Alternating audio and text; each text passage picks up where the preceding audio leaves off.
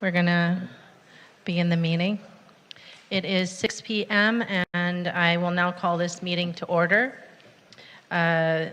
Beginning with the land acknowledgement, the West Hollywood City Council acknowledges that the land on which we gather, that is currently known as the City of West Hollywood, is the occupied, unceded, seized territory of the Gabrielino Tongva and Gabrielino Kizh peoples. Can I get Stephanie Harker to please lead us in the Pledge of Allegiance tonight?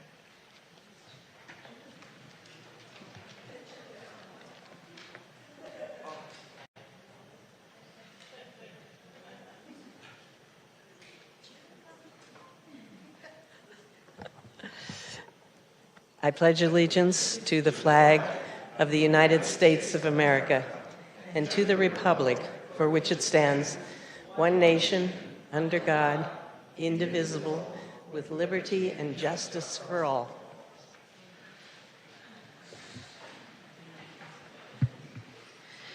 Madam City Clerk, may we get a roll call, please? Yes, thank you, Mayor. Councilmember Byers?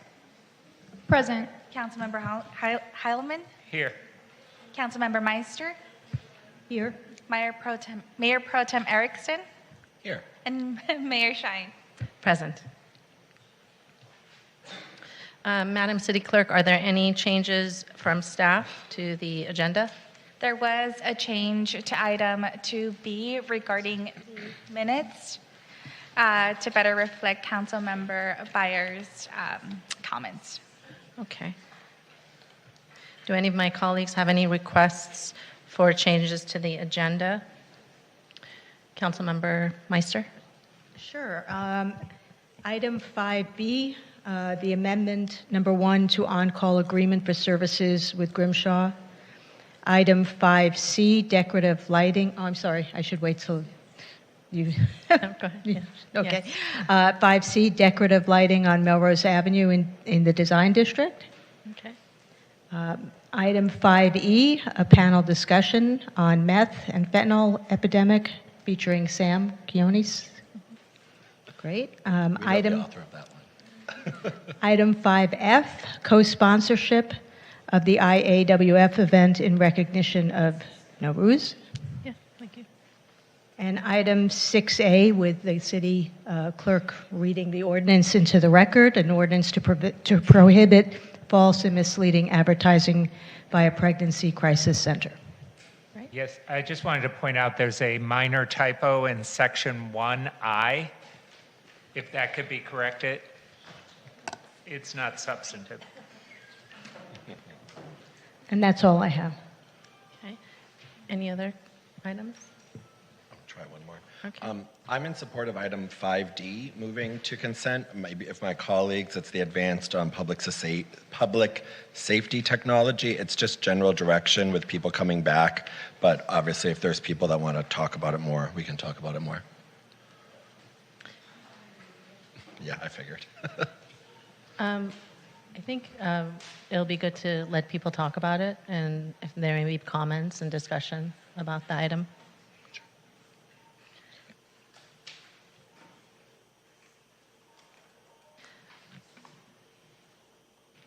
Councilmember Heilman? No. Okay. And Councilmember Byers, anything?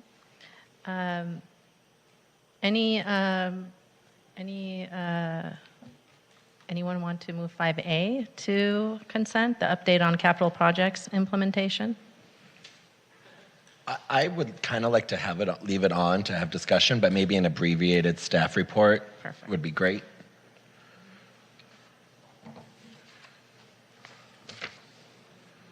Thank you. So that is item 5B, amendment number 1 to the on-call agreement for services with Grimshaw. Moving to consent, item 5C, decorative lighting on Melrose Avenue and Design District.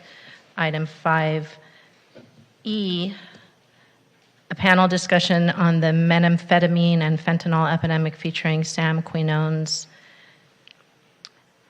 And item 5F, co-sponsorship of the Iranian American Women Foundation's event in recognition of Nowruz Persian New Year, as well as item 6A, ordinance to prohibit false and misleading advertising by a pregnancy crisis center, with the one correction from Councilmember Heilman. Do any of my colleagues have any adjournment motions this evening? So we were moving 5D or we're not moving 5D? We're not moving 5D. Okay. I think we have to move to approve the agenda. Yes, we, thank you. May we have a motion to move to approve the agenda, please? Heilman did it. Oh, thank you, council member. Is there any I'll second? second it. You're going to second? It's okay. Is the It's not Granicus not working? Okay. So can we get a roll call based on the motion by Councilmember Heilman and seconded by Councilmember Erickson? Or Mayor Pro Tem Erickson? Yes, thank you, Mayor. Councilmember Byers? Yes. Councilmember Heilman? Aye. Councilmember Meister? Yes. Mayor Pro Tem Erickson? Aye. And Mayor Schein. Aye. And I will now read the ordinance into the record. Oh, sorry.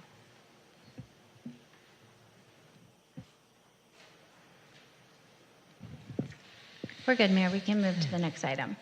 We'll read the ordinance title into the record during consent calendar. Thank you. So now, do my colleagues have any adjournment requests for this evening? Okay. Councilmember Heilman? Thank you. I would request that we adjourn in memory of Howard Bragman. Howard was a longtime activist in the community. He was a decades-long veteran of the entertainment industry, particularly in public relations. He was an incredible champion for the LGBTQ plus community. He died on February 11th of leukemia. He was only 66 years old, and I would request that we adjourn in his memory and send our condolences to his partner, Mike, and to his many friends and family members and loved ones. Thank you.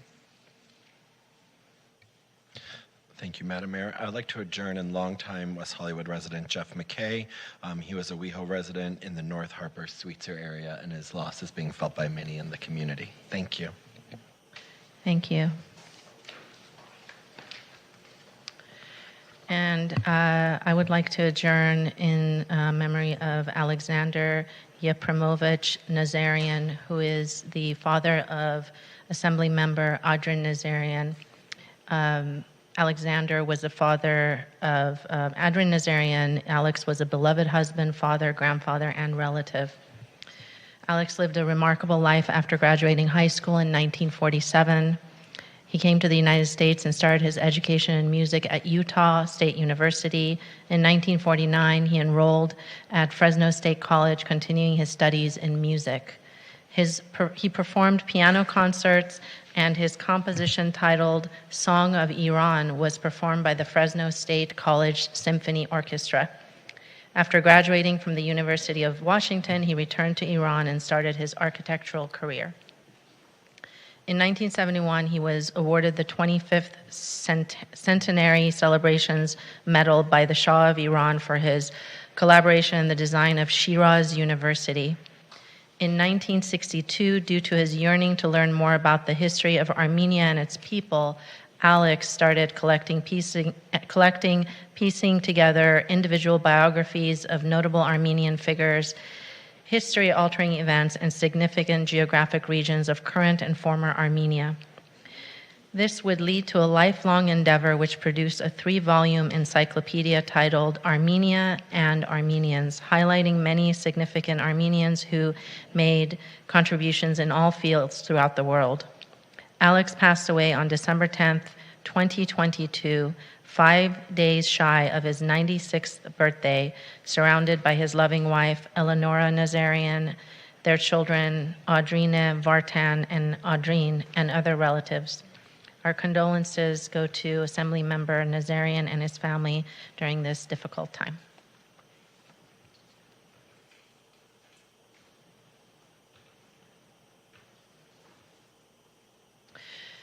Do we have any presentations this evening? Yes, Mayor, we have 2 presentations this evening. One is from Councilmember Meister and one is from Mayor Pro Tem Erickson. Great. Councilmember Meister, would you like to go? Thank you, Mayor. This presentation is to the West Hollywood Preservation Alliance, or WHPA.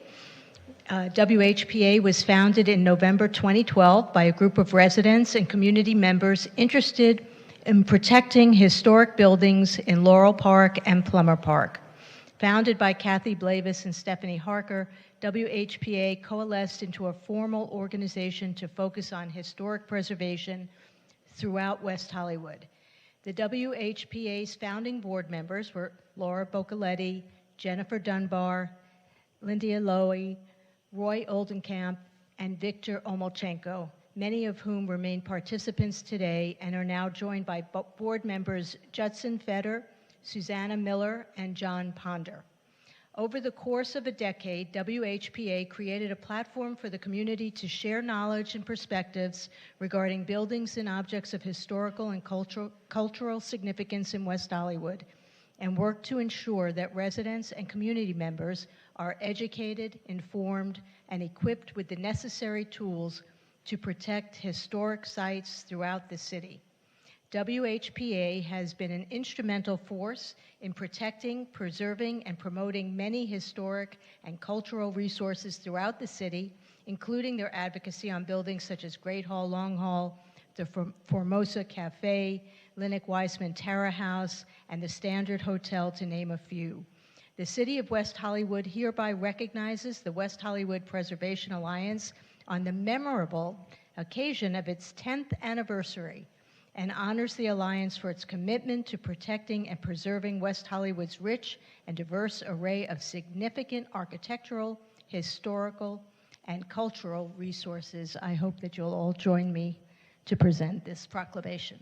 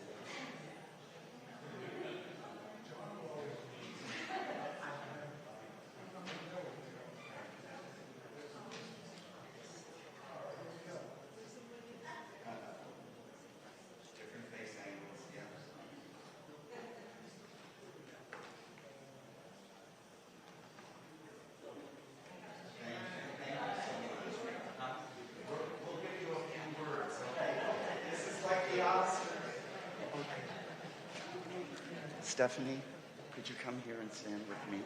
Yes, but to my left. Yes, please. Okay. Yeah, stand. Okay.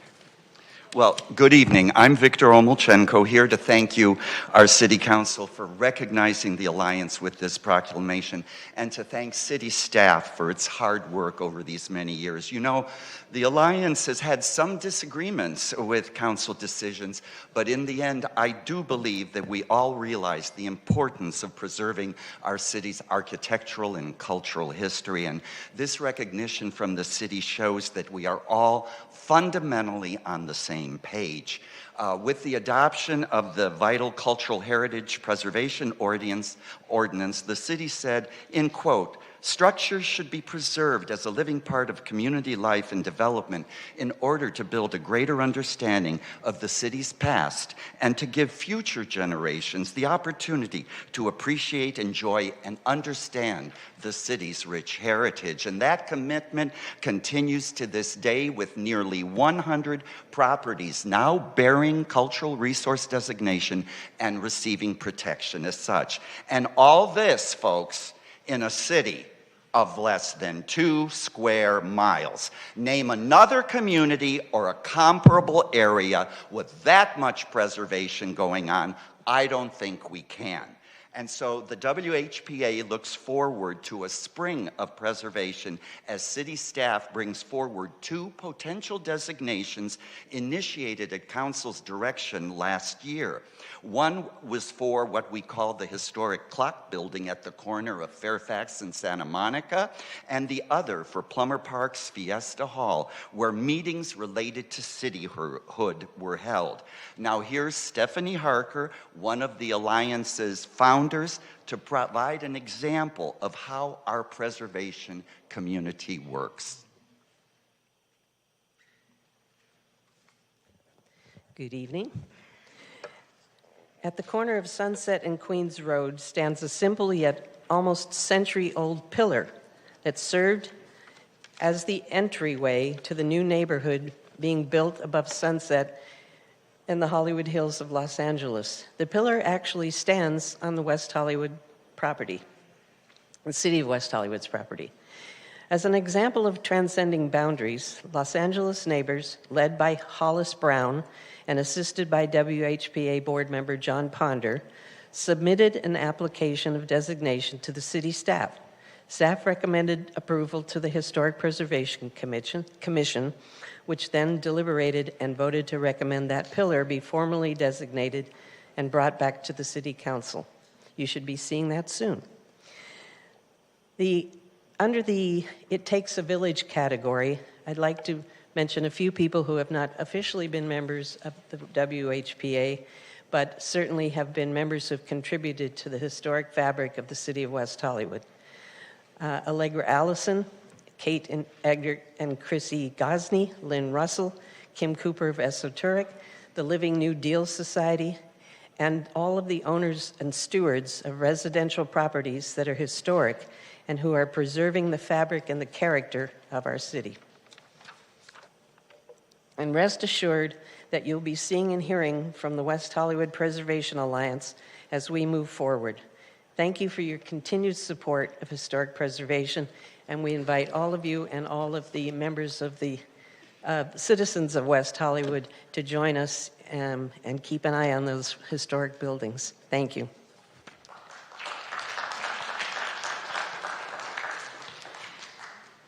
Mayor Pro Tem Erickson. Thank you so much, Madam Mayor.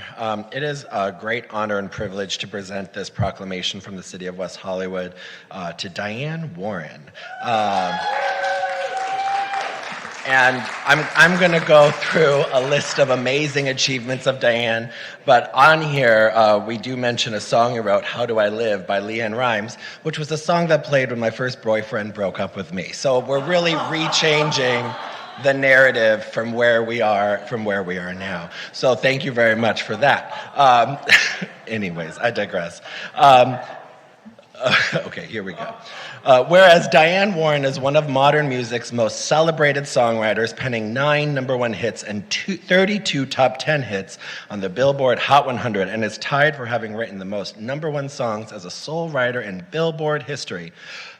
Okay, some of these hit songs include If I Could Turn Back Time by Cher, Because You Loved Me by Celine Dion, How Do I Live by Leanne Rimes, and I Don't Want to Miss a Thing by Aerosmith. And whereas in 2001, Miss Warren was inducted into the Songwriters Hall of Fame and was the recipient of a star on the Hollywood Walk of Fame. And whereas Miss Warren's songs have been featured in more than 100 motion pictures, and she has received some of the entertainment industry's highest honors, including an honorary Oscar, 14 Academy Award nominations, including the most recently for Applause from the film Tell It Like a Woman, an Emmy winner, a 2-time Golden Globe winner. Miss Warren was the first songwriter to receive an honorary Oscar, which was presented at the Academy's 13th Governor's Award in November 2022, And there's more. Whereas Miss Warren was also the sole owner of her publishing company, Real Songs, and has been called one of the most successful female-owned and operated businesses in the music industry. And whereas Miss Warren created the Diane Warren Foundation to support philanthropic causes in areas close to her heart. The Diane Warren Foundation is dedicated to the support of animal rights and protection, enriching the lives of the elderly and older adults and people suffering from life-threatening illnesses, along with the music-related charities. And whereas Ms. Warren has been recognized for her advocacy efforts in social justice issues, and her songwriting has brought attention to issues related to LGBTQ rights, women's rights, empowerment, equity, and fairness. Now, therefore, let it be resolved that the City Council of the City of West Hollywood hereby recognizes Diane Warren for her many contributions she has made through her art, creativity, philanthropic work, and I'm ad-libbing here, for being a complete badass for all of us that need her songs. Diane, come on up.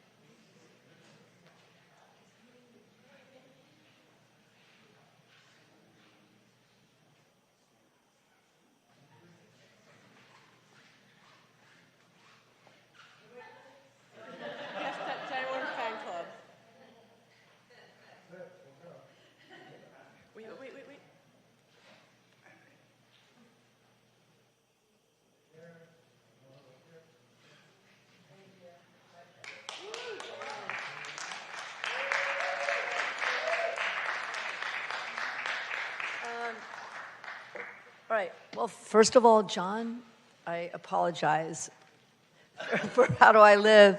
I'm so sorry. Sorry, not sorry. I'm proud of the song, but I'm sorry that happened. Maybe I could write something else that heals your heart. Maybe I have. I don't know. Thank you, the City of West Hollywood. I have one really important thing that's been on my mind.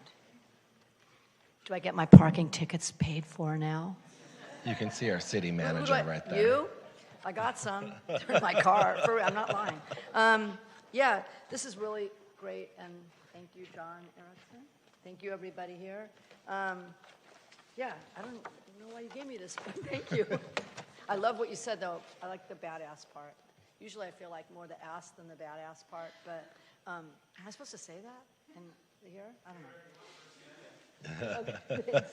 And congratulations, all you guys that save all the historical landmarks. You guys are fucking awesome. Oh, God, I'm not supposed to say that. You guys are awesome. And thank you for everything. Thank you. And bye. Thanks.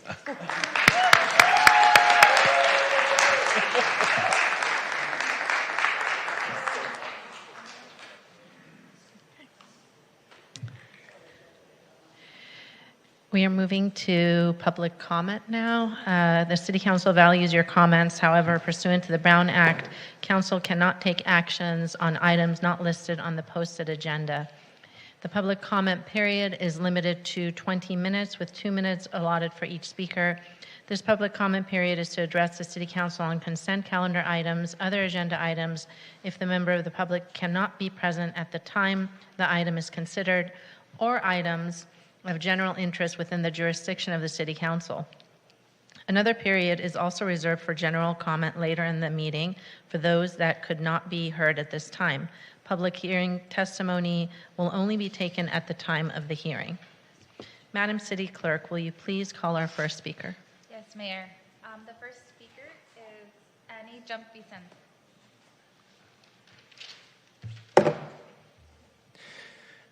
All right, I don't know how many times I have to read this to you for you to fucking understand something. First Amendment. Chris Hedges, Salon.com. Christian fascism is right here, right now. Everything after this is going to be a quote. Fascists achieve power by creating parallel institutions, schools, universities, media platforms, and paramilitary forces, and seizing the organs of internal security and the judiciary. They deform the law, including electoral law, to serve their ends. They are rarely in the majority. The Nazis never pulled above 37% in free elections in Germany. Christian fascists constitute less than a third of the U.S. electorate, about the same percentage of those who consider abortion to be murder. What the ideology demands is law. What the ideology opposes is a crime. Once a legal system is subservient to dogma, an open society is impossible. Most of those tasked with reporting on and interpreting history, social movements, and religious beliefs have failed us. They spoke about the past, vowing never again, but refused to use the lessons of the past to explain the present. It was not ignorance, it was cowardice. To confront the Christian fascists, even in universities, meant career-canceling accusations of religious bigotry and intolerance. It meant credible threats of violence from conspiracy theorists who believed that they were called by God to murder abortion providers, Muslims, and secular humanists. Karl Popper wrote in The Open Society and Its Enemies that unlimited tolerance must lead to the disappearance of tolerance. If we extend unlimited tolerance to those that are tolerant, if we are not prepared to defend a tolerant society against the onslaught of the intolerant, then the tolerant will be destroyed and tolerance with them.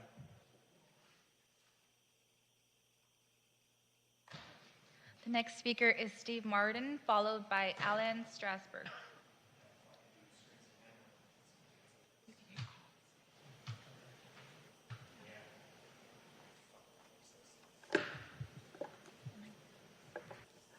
Steve Martin, West Hollywood, and I would certainly second what Ms. Vincent said about tolerance, because it seems like we're sort of into witch burning with people who we don't agree with, which I think is a real problem.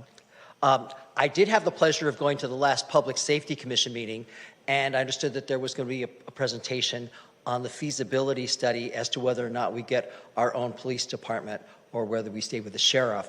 And so I went, and I was expecting to see a representative of the consultant who was being recommended. Instead, we just got a presentation from the city manager, which wasn't necessarily bad, but what took place thereafter was kind of a long, unfocused discussion about this process by a number of commissioners who, several of them didn't seem to understand what a feasibility study was and didn't understand what we were trying to accomplish.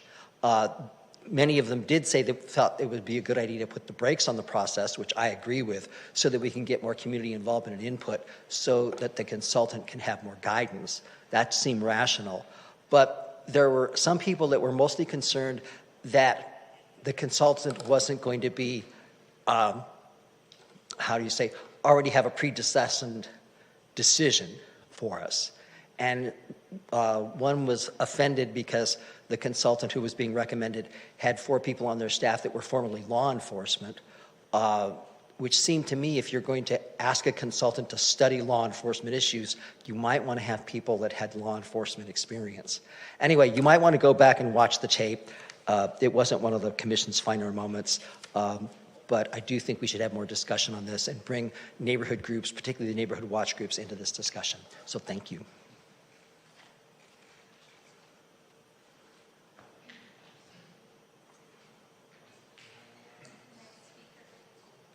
The next speaker is Alan Strasberg, followed by Rick Watts. Hi, my name is Alan Strasberg. I've lived in West Hollywood for 31 great years. I wrote a letter to you all, which was published in the agenda, and I thank the city clerk for publishing it this time, addressing what I think is a very serious matter that emanates from this dais, and that is abusive behavior and bullying of our citizens. 4 women, 4 straight women, Lynn Hoopengarner, Lynn Russell, Mikey Friedman, and most recently Keely Fields, have been the recipient of words and actions and attitudes that I think do not belong in this chamber. I think that in recent months, these proceedings have become shit shows. First Amendment, thank you. And that has to stop. That has to stop now. And I think that it's time for the people on this dais, including the city manager, the city attorney, and the city clerk, to start enforcing the code of conduct. The code of conduct that governs these meetings and the code of conduct that governs your duties as public servants. I think it needs to stop. It needs to stop now. Thank you.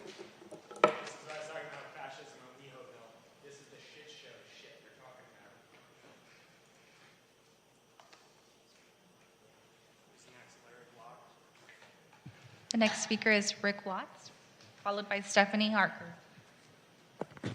Good evening, Council. Rick Watts, City of West Hollywood. I would like to add one further request to adjournment motions, and that be for Tatiana Egorova, a longtime resident of West Hollywood, who died at the ripe old age of 100, almost 102, just a few days shy of it, about 2-3 weeks ago. And her neighbors here at our building will miss her. She lived through the Russian Civil War, the flu pandemic, and COVID, and so much of the rest of history, including World Wars I and II, and she finally just wore out. I mentioned earlier before the meeting the death of our friend and neighbor, Jeff McKay.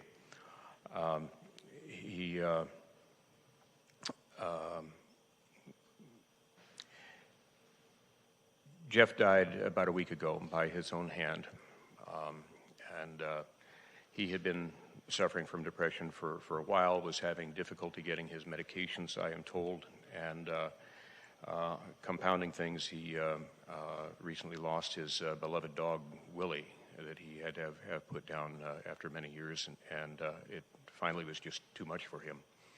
And in this country of more than 400 million guns, I think we can do much better in terms of red flag laws, 3-day waiting periods, and so forth. I know Second Amendment, we have a Second Amendment, but to the extent that it has been twisted in recent years, and folks that want to be absolutists about it, our founding fathers made other mistakes as well, as we all know from this during Black History Month. So that's all I have to say. Thank you very much. The next speaker is Stephanie Harker, followed by Kathy Blavis. And on a lighter note, wanted to bring up a topic that we already have a community garden, but I spent some time over there this past weekend at Detroit and Lexington, and it's just lovely. It's such a nice feeling. And as we all know, that is property that will become a 3- or 4-story building. Yes, we need housing. But I think if we start now looking for a small property, somebody wants to unload, somebody wants a nice tax write-off, we need a permanent community garden in this community. It means so much to the people who are there now, and I heard that they're putting some extra plots in, which will be great. More people can get out and garden. But I read a statistic the other day. The average community garden yields about 20.4 servings of fresh produce per 11 square feet. So we could also tackle part of the food insecurity, or better known as hunger, that is prevalent even in our small town, which is fairly affluent, but I believe 13% of our citizens in West Hollywood are living below the poverty line. So if I can encourage all of you, and I certainly will speak at public facilities, but all of the citizens, if somehow we can find a spot. I don't know whatever happened to the property on Flores, but that was privately owned. But I think that was like, I'm going to say they wanted $3 million for it. It had already been leveled, so it was just sitting there. It may still be that way. But wouldn't it be great if we could be providing 20.4 pounds of food for people on a piece of property that the city owns and that the community keeps up? Thank you so much. Kathy Blavis, followed by 2 Zoom speakers. Bright lights. Good evening, Kathy Blavis, resident of West Hollywood. I too wanted to make a comment about the Public Safety Commission meeting the other night. And I did comment that night, and my comment had to do with a lack of outreach. Community didn't even know this was coming before public safety. I understand it was just for a feasibility study, but members of the community didn't know, so there was no option for any kind of input. But what shocked me when I watched the meeting, that was going to be the basis of my comment, but what shocked me was when Commissioner Steele brought up the fact that the commission didn't even know about the interview for the feasibility study. The entire commission was left out of the process. So I know they eventually decided to have a meeting prior to this coming to council, but as Steve Martin said, I think it would behoove you all to watch that meeting to see what came about, because there's a process that I have witnessed since my involvement in Plummer Park that seems to be intermittently used. The community needs to be involved. The community needs to have a say before things are seemingly decided upon. So I hope that in the future, certainly with the feasibility study and any number of things that affect the community, that we really have our voices heard. And I know something that's coming up tonight, it has to do with limiting the amount of time that members of the community can speak at public comment. In my opinion, it should be across the board. Every advisory, every council meeting, every commission, we should get 3 minutes. Thank you.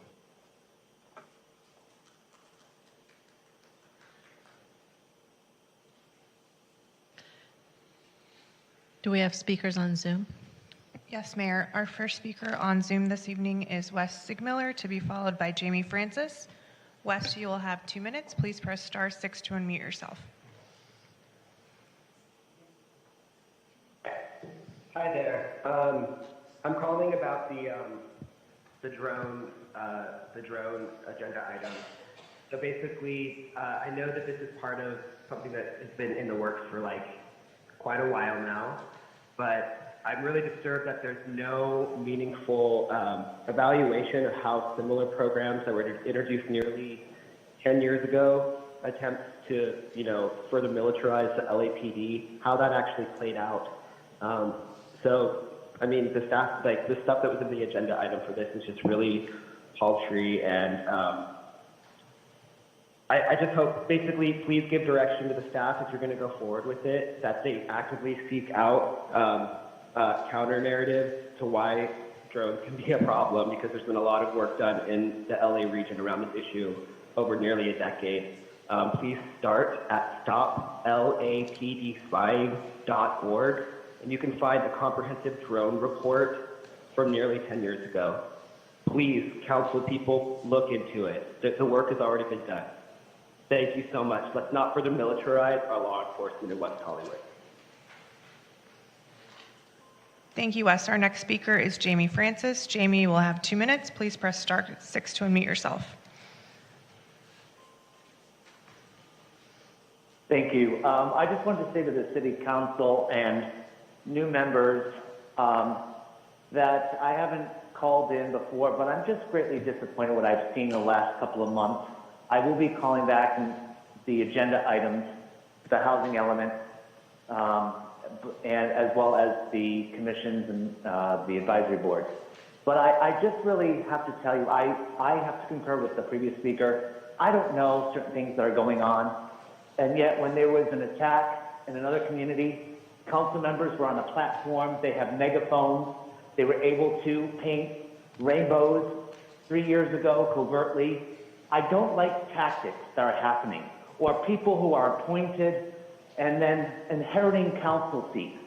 I think it's unethical what some of you have done, and announcing and using a springboard for future political office. I don't care about your political aspirations. I don't care that you're speaking locally. I don't care that you're appointing your friends to commissions. I don't care. My life is being impacted, and it's not benefiting through you being in office or what you're doing on platforms or having commissioners there as everybody else. You're in the street or having to find out otherwise. I'm just greatly disappointed that there is no proper engagement. And furthermore, Mayor, being a victim of crime, you said don't think of committing crime in the city of West Hollywood. At that time, you were Mayor Pro Tempore. And yet I didn't know that was happening, but you and the sheriffs or whomever, the security ambassadors were there, but I wasn't aware. But the media was there, and I had to find out for the television. I just don't like these tactics whatsoever.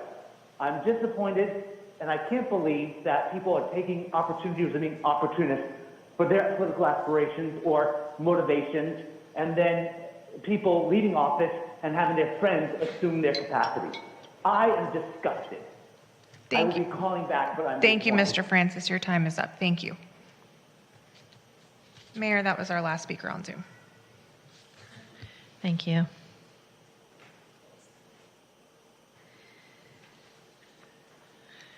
So we're moving to the city manager's report. This time is set aside for the city manager to update the council on important items initiated by staff or previously requested by the city council. Assistant City Manager Delgado, please provide us your report. Thank you, Mayor. Real quick, staff wants to remind everyone that there will be a Council Pride Subcommittee meeting this Friday, February 24th at 3 p.m. via Zoom. The agenda and the Zoom link are posted on the city's website at weho.org/calendar. Our urban design and architecture studio wanted me to remind everybody, as soon as I get Rick's, the next community meeting for the city playhouse is next Tuesday evening at 6 p.m. at Plummer Park in rooms 5 and 6. The discussion will focus on the performing arts spaces and other supporting areas. Once again, that agenda and meeting details are at weho.org/calendar. At this time, I want to call up our building official, Ben Galan, to talk about the city's seismic retrofit program. Thank you, Ben. Thank you, Mr. Delgado. Good evening, Mayor Mayor Shine and council members. My name is Ben Galan, Building and Safety Manager. The tragic news coming out of Turkey and Syria is a reminder to all Californians that we live in a seismically active country. With every seismic event, scientists, geologists, and engineers learn about earthquakes and their effects on structures. Currently, there are a variety of professionals visiting the sites to document clues to help find the cause of the collapse of so many buildings in the area. They'll use this information to provide better design standards for our buildings. It'll be a few years before we fully understand the true reason why there was so much devastation in the area. Earthquakes are also a reminder that West Hollywood has an active fault crossing our city. In May 2015, City Council took a proactive approach and directed staff to identify structures that have been known to perform poorly in past earthquakes and develop a framework for a seismic retrofitting program. The city identified 3 main building types that need to be strengthened. These building types are soft, weak, open-faced, or SWAF buildings, non-ductile concrete buildings, and pre-Northridge steel moment frame buildings. Through a citywide survey, the staff and our consultants identified approximately 738 SWAF buildings, 27 concrete buildings, 15 steel buildings, and 39 unconfirmed buildings that may fall under the steel or concrete ordinance. In 2018, the City Council approved ordinance to require strengthening of these structurally deficient building types. Our program requires SWAF buildings to be complete the retrofit work within 5 years of a delivery of a notice to comply, and 20 years for the steel concrete buildings. In 2019, notices to comply were sent to all property owners of SWAF buildings. Staff was preparing to send notices to owners of the steel and concrete buildings in April 22, but those efforts were paused due to the COVID pandemic. City Council provided relief to the SWAF owners by extending milestone compliance deadlines through the length of the local emergency. So to date, we have about 72% of the SWAF property owners that have started compliance with our ordinance. This division has reviewed 531 screening reports. We reviewed 406 seismic retrofit plans. We've issued 290 permits and 242 SWAF retrofit projects have been completed. 61 of those SWAF buildings identified of our survey were determined to be exempt from the ordinance. To date, we only have 1 non-ductile concrete that has been fully retrofitted. In early January of this year, Building and Safety sent postcards to owners who have not started their retrofit compliance. to remind them that we have a grant program available to provide funding for some of their design and construction costs. Next month, we'll be sending out formal letters to these property owners that their retrofit work has not been completed. Staff is also working on sending compliance letters to our concrete and steel building owners this spring. We're already in communications with our consultants to coordinate community meetings, outreach, and schedule workshops for owners and designers. We intend to hold these events in early summer of this year. The city will be seeing a lot of activity with our seismic program this year, and as always, we'll keep our city council notified on all our actions. Thank you, and I'm open to any questions. Yes, Mayor Pro Tem Erickson.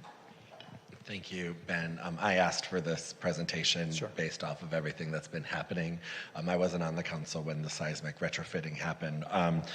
I'm a little concerned. You said one fully retrofitted building has been completed? From the non-ductile concrete, yes. So in layman's terms, what is define what type of a structure that is? So non-ductile concrete, concrete is a great building material that's great in compression, but not so much in bending or flexibility. So what provides the flexibility in these concrete buildings is the steel, that's the reinforcement that's placed in the columns and beams that are part of the seismic resisting system of the building. So one of the deficiencies that were discovered after the Northridge earthquake was that these buildings were not performing as per the design standards that were out at the time. So when there's movement in the building, the steel isn't working properly with the concrete to withstand lateral loading or seismic loading that leads to heavy damage in the buildings. Great. So that's the buildings aren't ductile enough, so hence non-ductile concrete buildings. Thank you for that. So to kind of summarize what your point is, though, is that a lot of our buildings that were identified as not needed to be upgraded have not been. So we are sitting in a city that has a lot of buildings that have a huge liability in case there's a huge earthquake. So these have been identified as potentially being non-ductile concretes. They have to be evaluated. So the way our seismic program is set up is they need their compliance clock is set when we send out notices to comply. So once those formal letters go out to property owners, the property owners honor a timeline to bring their, well, the first step is to evaluate the buildings to see whether or not indeed there are those building types. And if they are, there is a work plan to have them retrofit their buildings. Great. I think this is something really important, and I see our city attorney kind of saying don't start investigating something that's not on the agenda. But I would like to ask if my colleagues wouldn't mind a 2 times a year report coming back to us on the status of the seismic retrofitting going on in the city. I am really concerned that we are actually sitting on a lot of buildings that may or may not need to be done, but I think that's a concern for all of our residents coming out of COVID and everything. So if none of my colleagues object, it would be great if the city manager and everyone could work on every 6 months an update comes back so we can kind of see where everything's going. We all know it's going to take time, but I think this is something we have to pay very close attention to because I was really worried when NPR said, and a lot of those building materials that are used in the houses and the apartments over there are actually ones found right here in Southern California. And so that's what spurred kind of this conversation. So I think we really need to stay on top of this if my colleagues don't object. I don't object, and I think that's a good idea. But just to clarify, you were talking about one building of a particular type that has been completed, but there are other buildings that need to be retrofitted that have been completed that are of different types, from my understanding. That's correct. Before the pandemic, we started implementation of the program when we started with the SWAF buildings. So the majority of those SWAF buildings are apartment buildings, high occupancy buildings. So we started with those, and we're going to move over to the concrete and steel buildings. But again, the pandemic hit. A lot of those buildings are hospitality buildings, and that were heavily affected by the pandemic. So I think the last thing those property owners needed was a notices to comply when their buildings were shut down. Thank you. I just wanted to clarify, because if people weren't listening carefully, they might have just heard, oh, only one building has been retrofitted. But in fact, many of the most dangerous buildings, the ones with the sort of on posts with the parking underneath, a lot of those have already been completed. But thank you for your work on this, and I like the idea of bringing this back on a regular basis for a report. That's not a problem. Thank you. All right, thank you. Mayor, next I'd like to invite up our Community Safety Director, Danny Rivas, and Assistant Fire Chief, Drew Smith. They'll be providing some public safety, community safety updates. Great, thank you, Oscar, and good evening, Mayor, Mayor Pro Tem, and members of the City Council. Danny Rivas here, Director of Community Safety for the City of West Hollywood. I did want to just provide a couple of community safety overall updates. This Saturday, our West Hollywood Sheriff Station will actually be hosting a Dialogue with Deputy event that will be occurring between 10 a.m. and 12 p.m. At the Dialogue Cafe. The Los Angeles County Sheriff, Robert Luna, is anticipated to also be in attendance during that event. Also, the following Saturday, the West Hollywood Sheriff Station is actually conducting a catalytic converter etching event in response to an uptick in catalytic converters that have occurred here in the city of West Hollywood. So that'll actually occur on March 4th from 9 a.m. to 1 p.m. and it will be held at the Pacific Design Center located in the red building specifically there. So there is information that the West Hollywood Sheriff Station has actually pushed out as it relates to that. In addition to that, we have the Community Safety Department in conjunction with the West Hollywood Sheriff Station, our Los Angeles County Fire Department, and an emergency management consultant is hosting an active shooter training to the community. We did push out a press release through our communications department that invited all community members to attend that very important event and training session. That is going to occur the following Saturday, which is on March 11th. So the next 3 Saturdays are certainly going to be quite busy.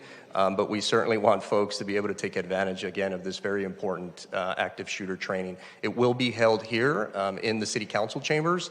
We have a number of folks that have already RSVP'd, and we're encouraging others to also RSVP to us as soon as possible, as space obviously will be limited. And that will occur from 10 a.m. to 12 p.m. For folks that wish to RSVP or want more information, they can reach out to the Community Safety Department by emailing safety@weho.org. In addition to that, I know that there was a City Council request at the last council meeting regarding the importance for vehicles when they do observe emergency vehicles that have lights and sirens on to pull to the side safely. And so we have our Assistant Division Fire Chief here, Drew Smith, to be able to provide a report on that.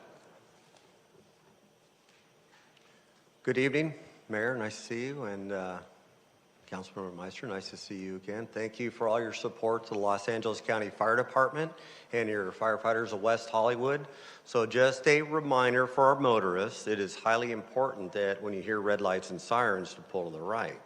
So your emergency vehicles need ample working space to maneuver through the city so we can get to an emergency as safely as an efficient way that we can. So highly important for our motorists to yield to us. We're asking for the right-of-way so we can get to that emergency because time is of the essence. So just a friendly reminder for our people to pull to the right, and just because we make a big hole for us to go through, don't get too close.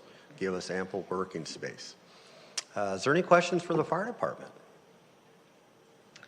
Do you have a question? Go ahead. Thank you, Danny. Thank you, Chief Smith. In regards to the carport fires that were occurring, I believe last week, there seemed to be a couple fires within a few days of time. You can report that no arson has been suspected. That is correct. It was actually a mechanical malfunction, no arson. Thank you. You're welcome. Thank you so much, Chief Smith. Thank you. Appreciate the Thank you, support. Danny. Mayor, that concludes my report. Thank you.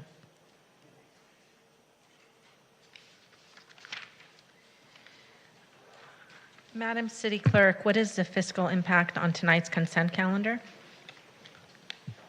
The fiscal impact on tonight's consent calendar with the addition of items 5B, 5C, 5D, 5E, 5F, and 6A is $315,882 in expenditures, $0 in revenues, and $3,040 in waived fees. We'll read the title of the ordinance from 6A into the record. And additionally, we had one additional public comment for one of the items that was moved to consent.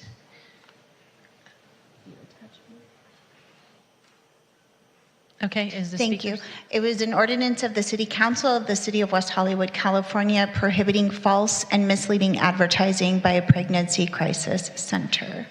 There's a motion on the floor. We'll take the motion and then we'll go to the Zoom public comment. Okay.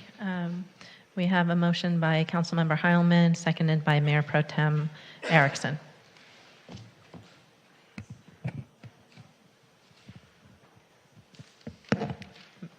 May we? Okay.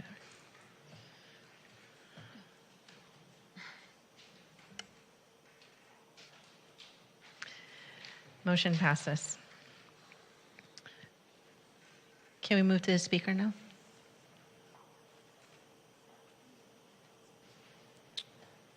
And public comment for item 5C, we have Genevieve Morrill. Genevieve, please press *6 to unmute yourself, and you'll have 2 minutes. Good evening, council members. Genevieve Morrill, President and CEO of the West Hollywood Chamber of Commerce. President and CEO of the West Hollywood Chamber of Commerce. I'm sorry, I'm a little, I thought I wasn't going to be able to speak. I just really want to thank Mayor Pro Tem Erickson for helping to move this item forward for the lighting in the design district, or to explore at least direct staff to explore options. We really think that the lighting in the design district will go a long way to help complement the amazing streetscape beautification that you're currently investing in and under construction for the next few years. But when fully redesigned a few years later, the lighting will help us to really, make this area spectacular. But in the meantime, when the construction takes a few years, the lighting will actually help us get through some of those years, along with the marketing dollars that you've allocated to help support these businesses and also help the customers and the businesses feel safer in the dark, so with the little ambient lighting. So just wanted to really thank Mayor Pro Tem Erickson and the rest of the council for moving this forward. Thank you. Do we have any more speakers? Yes, Mayor, we have Karen Ayers. Hi, Karen Ayers, resident of West Hollywood and president of the Hollywood chapter of the National Organization for Women. And I just wanted to thank the Mayor Pro Tem, and the council for moving to the consent calendar item 6A, the ordinance to prohibit false and misleading advertising by a pregnancy crisis center. The city has a long history of supporting women's rights and reproductive health. In 1991, the city of West Hollywood was the first city in the nation to officially declare itself pro-choice. The ordinance proposed on item 6A would help prevent crisis pregnancy centers from making false claims about providing pregnancy-related health care services or doctor-provided medical care. And this is really fraud. It's a fraudulent practice. And like all fraudulent practices, they prey on the most vulnerable. People with little to no resources who are financially strapped and might not have all the information. These fake centers would be prevented by this ordinance from advertising in such a way that would lead a reasonable consumer to believe that the CPC provides abortion services, emergency contraceptive services, prenatal care, or any other pregnancy-related services. The ordinance would also give the city the right to impose a fine of between $1,000 and $5,000 for violators that do not correct their misleading, fraudulent practices within 10 days of notice from the city. So this is a very good thing, and it's consistent with the city's track record as an advocate for women's rights and the rights of anyone who can become pregnant. So I thank you for being the best, boldest, and most forward-thinking city you, Karen. council. Your time is up. Thank you. Thanks, Karen. Thank you so much. Thank you, Mayor. We appreciate everyone's patience as we got through that. Thank you. Thank you.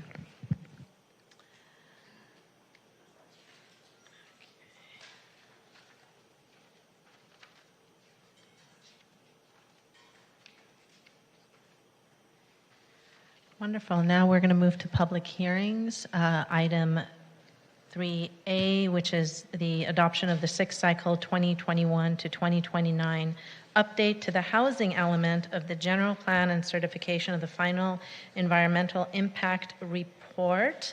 The public hearing is now open. Are there any disclosures from council members? No. There are no disclosures. Madam City Clerk, how was this hearing noticed? As required by law. Thank you. Will the staff representative please introduce yourself and present the staff report? Thank you, Mayor and council members. My name is Francisco Contreras. I'm the long-range planning manager for the city. And tonight, staff is providing the council and our community with the final updated versions of the sixth cycle West Hollywood housing element, technical background report, and final environmental impact report for adoption and certification. Our housing element team has incorporated feedback from council, the State of California Department of Housing and Community Development, and our community stakeholders to develop an ambitious policy document that significantly strengthens our citywide housing policy and programs, confronts housing affordability, equity, and sustainability issues, facilitates the preservation and development of housing in the city, and establishes programs to accommodate the city's share of the regional housing needs in Southern California. Jerry Hittleman, our contract senior planner with Rincon Consulting, will provide you with an overview of the updates, and our extended team, including Veronica Tam and Associates and Rincon Consultant, will be here to answer any questions after his presentation. Thank you very much.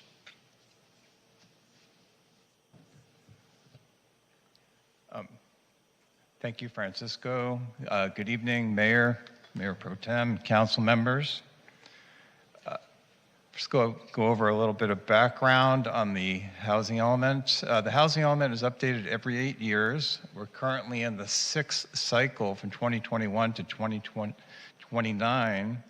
And as we'll go into a little more detail, West Hollywood's share of regional housing needs, the housing that should be provided during this period, is 3,993 new housing units. However, the state requires a little bit of a 15% buffer, so you'll see it's 4,484 units is actually required during this period.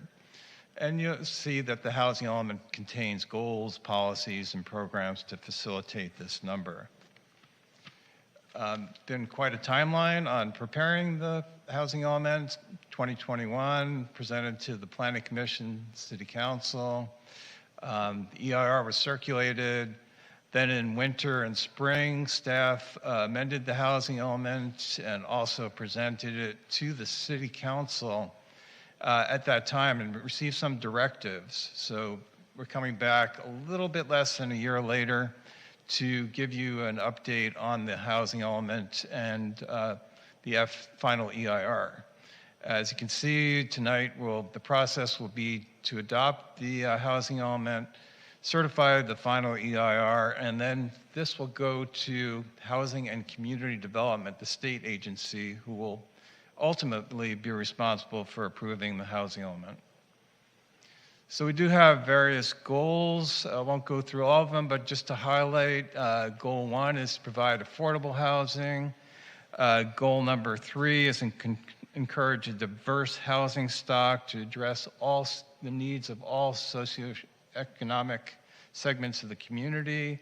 And as C number 5 is to provide for a government environment that facilitates housing development and preservation. The objectives to implement those goals are to identify adequate sites for housing opportunities, assist in the development of adequate and affordable housing,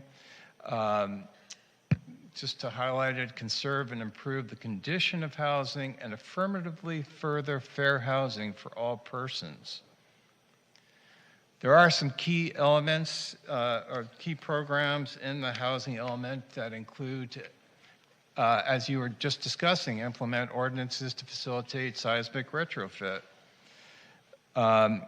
monitor the availability of federal, state, and local funds to support rehabilitation of housing, create a local community land trust to acquire and rehabilitate small multifamily buildings, the provision of technical assistance with the Mills Act, that's preservation of historic buildings, update and provide assistance with the implementation of the rent stabilization ordinance, preserve publicly assisted housing. There will be several implementation of general plan and zone text amendments to meet that RENA number over the next few years, so we'll go through those.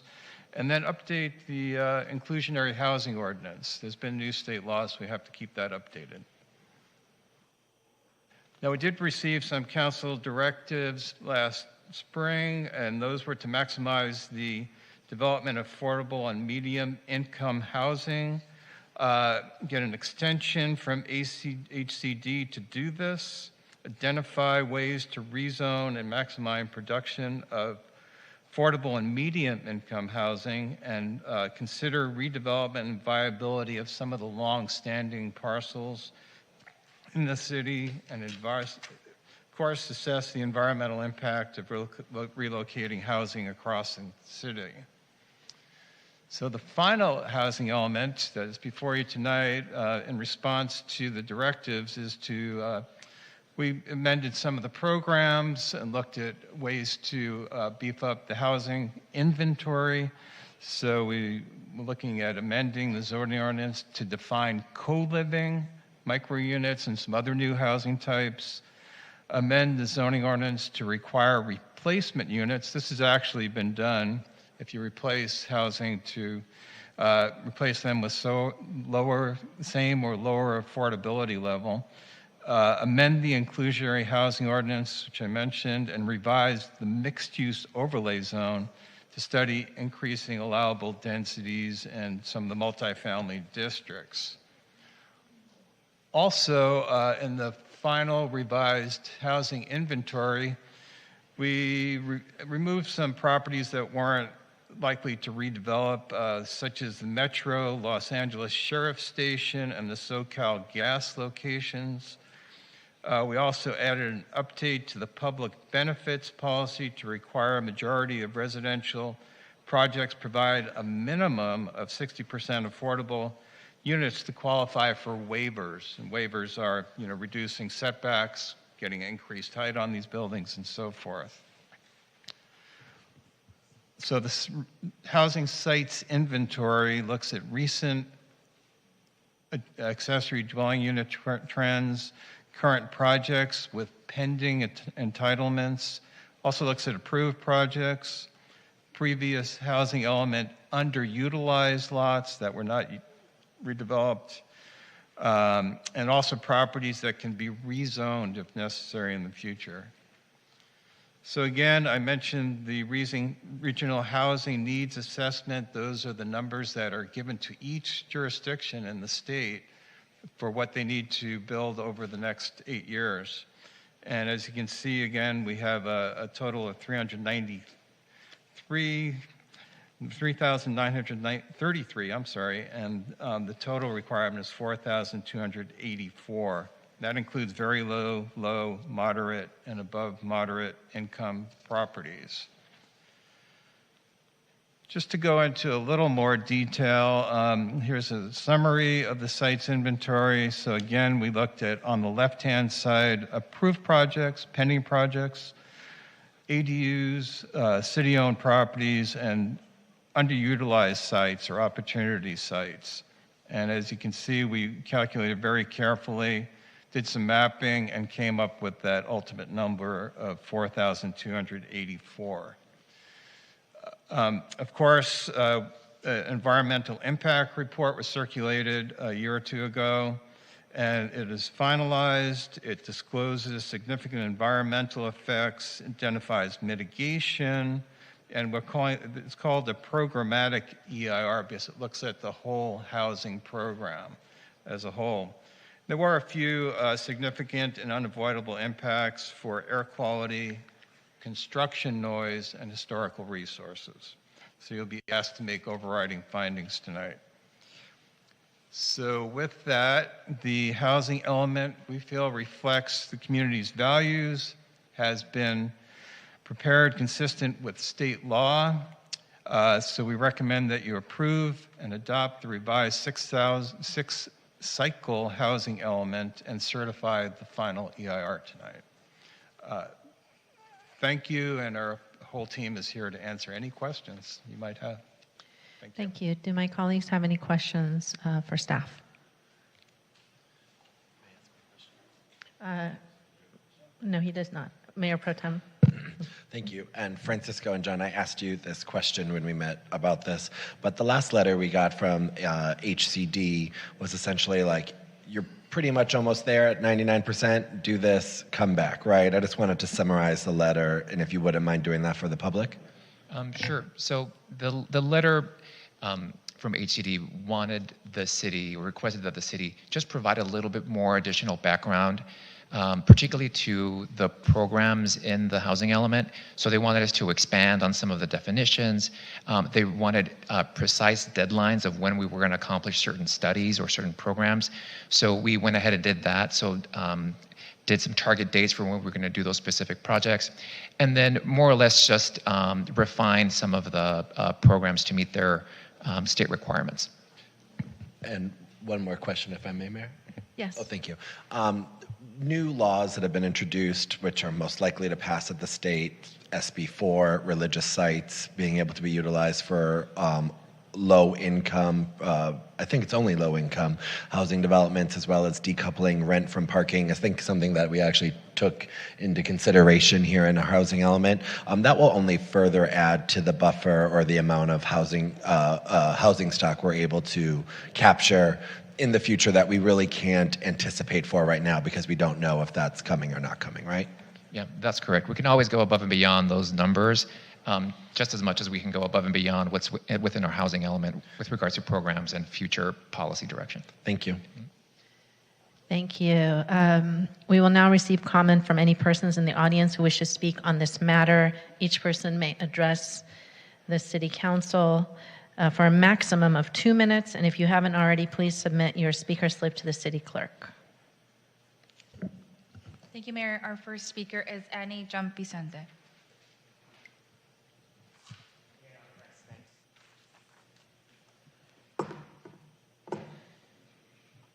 I like most of the plan. It's pretty good. I just think that one thing to consider is that the private market gets to regulate its own prices. The legislature is supposed to limit the activity of the private market, but it seems rampant given the rent that is today. Rent protection is great. What I would actually like to see, and what I've been saying, Erickson, forever, We need public housing. We need, I know this is not going to swing well with liberals or conservatives, but we need the government to own some public housing to compete against the private market. That is the only way that we are going to stop landlords from price gouging tenants. That is what's happening. Developers are overdeveloping, charging too much. So the only way that this is going to be solved is by taking models just like other places. Venice, Italy had done something pretty similar recently, and it's really helped. They suffer from over-tourism. We have over-tourism here, do we not? A lot of people come here, but a lot of people also want to live here. But we don't have enough space, and it's too expensive. Have a competing market against the private market. I would be happy to apply.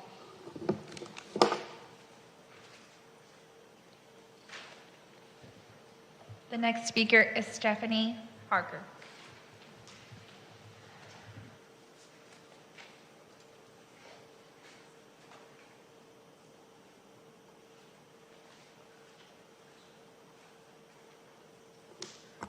Just a footnote before I stop. What happened to the screens with the captioning on them? Are those gone forever? The closed captioning is integrated into the system now, and it will start displaying on the bigger screen moving forward. Great, because there are some people who can't hear, and the little, as we call them, the Dobrins don't always work. Stephanie Harker, City of West Hollywood. I feel compelled to say this. I think I said it before, and this will probably sail through tonight, because I know that a lot of people spent a lot of time and a lot of money and a lot of blood, sweat, and tears getting this together.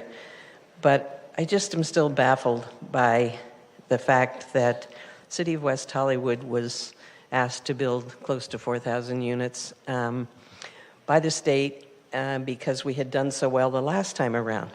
But adding 4,000 units to the City of West Hollywood adds approximately 6,000 new residents. And I just don't know how we're going to be cramming all these people in here if it actually happens. When I asked a planner who no longer works here, I was told, oh, well, we don't have to build that many. We just strive for that. And I'm thinking, is that really planning? Because I don't think what the city or many of the cities in the state of California have taken into account is that do we have the infrastructure now for 4,000 new units? That's 4,000 new toilets flushing, 4,000 new washing machines, the water shortage that we have. It just seems like it's a bit much. And until we start thinking about the infrastructure, it's going to be difficult to achieve the goals. And I wish we had left our appeal in and lowered the amount that were necessary. Thank you.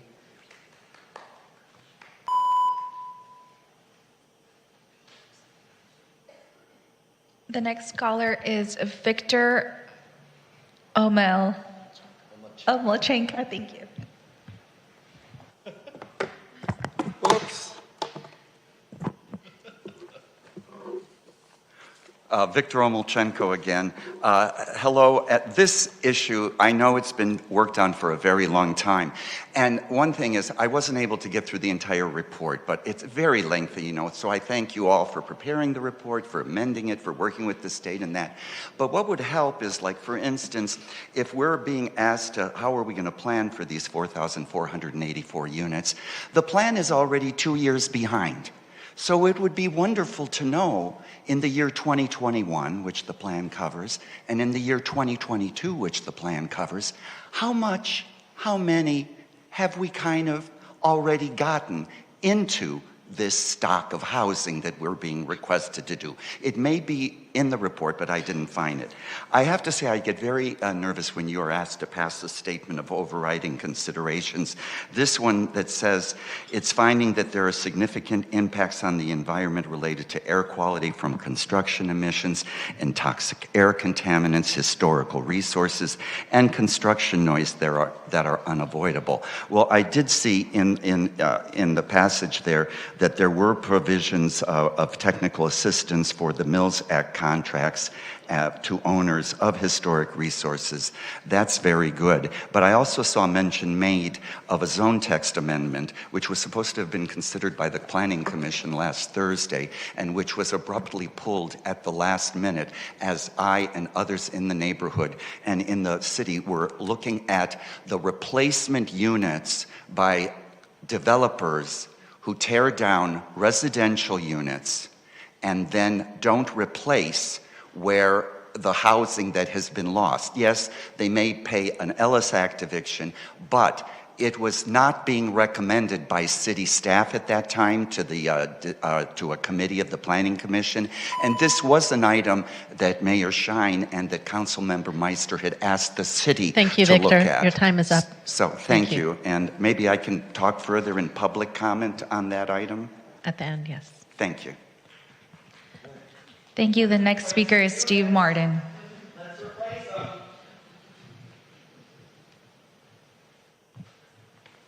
Steve Martin, West Hollywood. I actually want to build on something that Stephanie Harker talked about, that we have built a lot of new units, but according to the census, our population has gone down. And the census may not be wrong. What may be the problem is that we keep on seeing more and more units being pulled for illegal Airbnbs. And it's rampant all over the city. We don't have a good enforcement mechanism. I don't think we're even trying. And it doesn't make any sense to be losing thousands of units, and I believe it's in the thousands of units of housing, just because it's inconvenient for staff.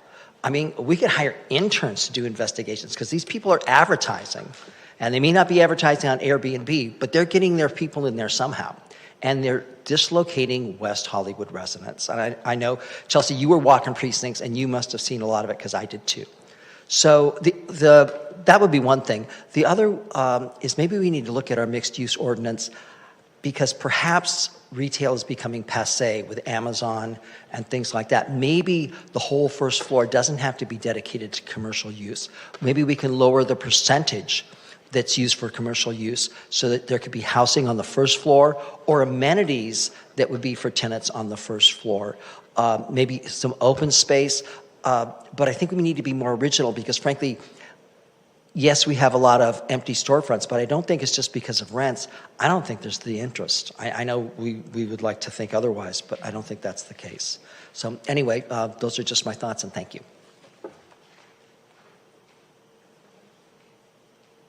Mayor, that was our last speaker.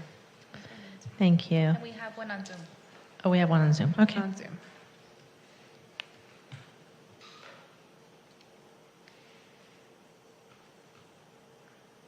Jamie Francis, you're our next speaker on Zoom. Please press *6 to unmute yourself. You'll have 2 minutes. Hi there, Council. I wanted to comment and concur with previous speakers. It's disappointing that the city should have had housing incentives and opportunities from 3 decades ago. Now with the regional housing assessment needs of 4,000 or over 4,000 units, I believe that it's dismal for the city to achieve that goal, specifically when developers were putting luxury rentals, Airbnbs, or predominantly looking at the east side only. There are no affordable units. There is no affordable housing on the west side.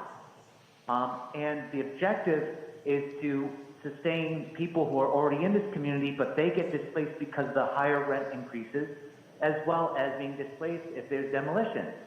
So those people who are already here want to have housing guarantees, and those people who want to have upward mobility or want to move in certain other pockets of West Hollywood are stuck in certain neighborhoods. I did not want to be that way, and yet I was almost compelled to do that. And that's not right, that it takes years, if not decades, to move 10 or 12 or 20 blocks to your west. You have to have thorough improvement with a lot of these construction incentives or the developers that have to follow these mandates. However, there isn't the space in West Hollywood because of the density bonuses where there's already existing housing. So in order for someone to get housed, someone has to be displaced. If it's not already senior housing, and then you have to go through a community corporation, or you have to go through a lottery system. It is unachievable because of the delay and and basically the dereliction of what has been precipitated these last 4 decades. It is unacceptable.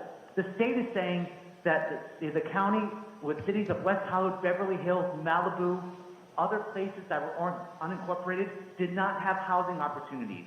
Now, people or landlords are rejecting Section 8. They want more money in payment standards. They're like, well, it's not enough. Thank you, Mr. Francis. Your time is up. Thank you, Mr. Francis. Thank you. That was our last speaker on Zoom, Mayor. Thank you. I will now close the public hearing. Would one of my colleagues like to start the discussion? Councilmember Meister. Thank you. And I also just have a couple of questions. Is there anything in our ordinance that prohibits residential projects on commercial corridors? 100% residential projects? Oh, sorry, Siri is answering that question for you. Let's see if you get the same answer from Siri and myself. The answer is yes. The zoning ordinance does require commercial on the ground floor in commercial zones, and then residential can be either behind the commercial or above it. But that is something certainly that we would want to take a look at, because I kind of do agree that there's not as much of a demand for commercial on our boulevards as in the past, so we will definitely be looking at that as to how we might fit 100% residential on commercial streets.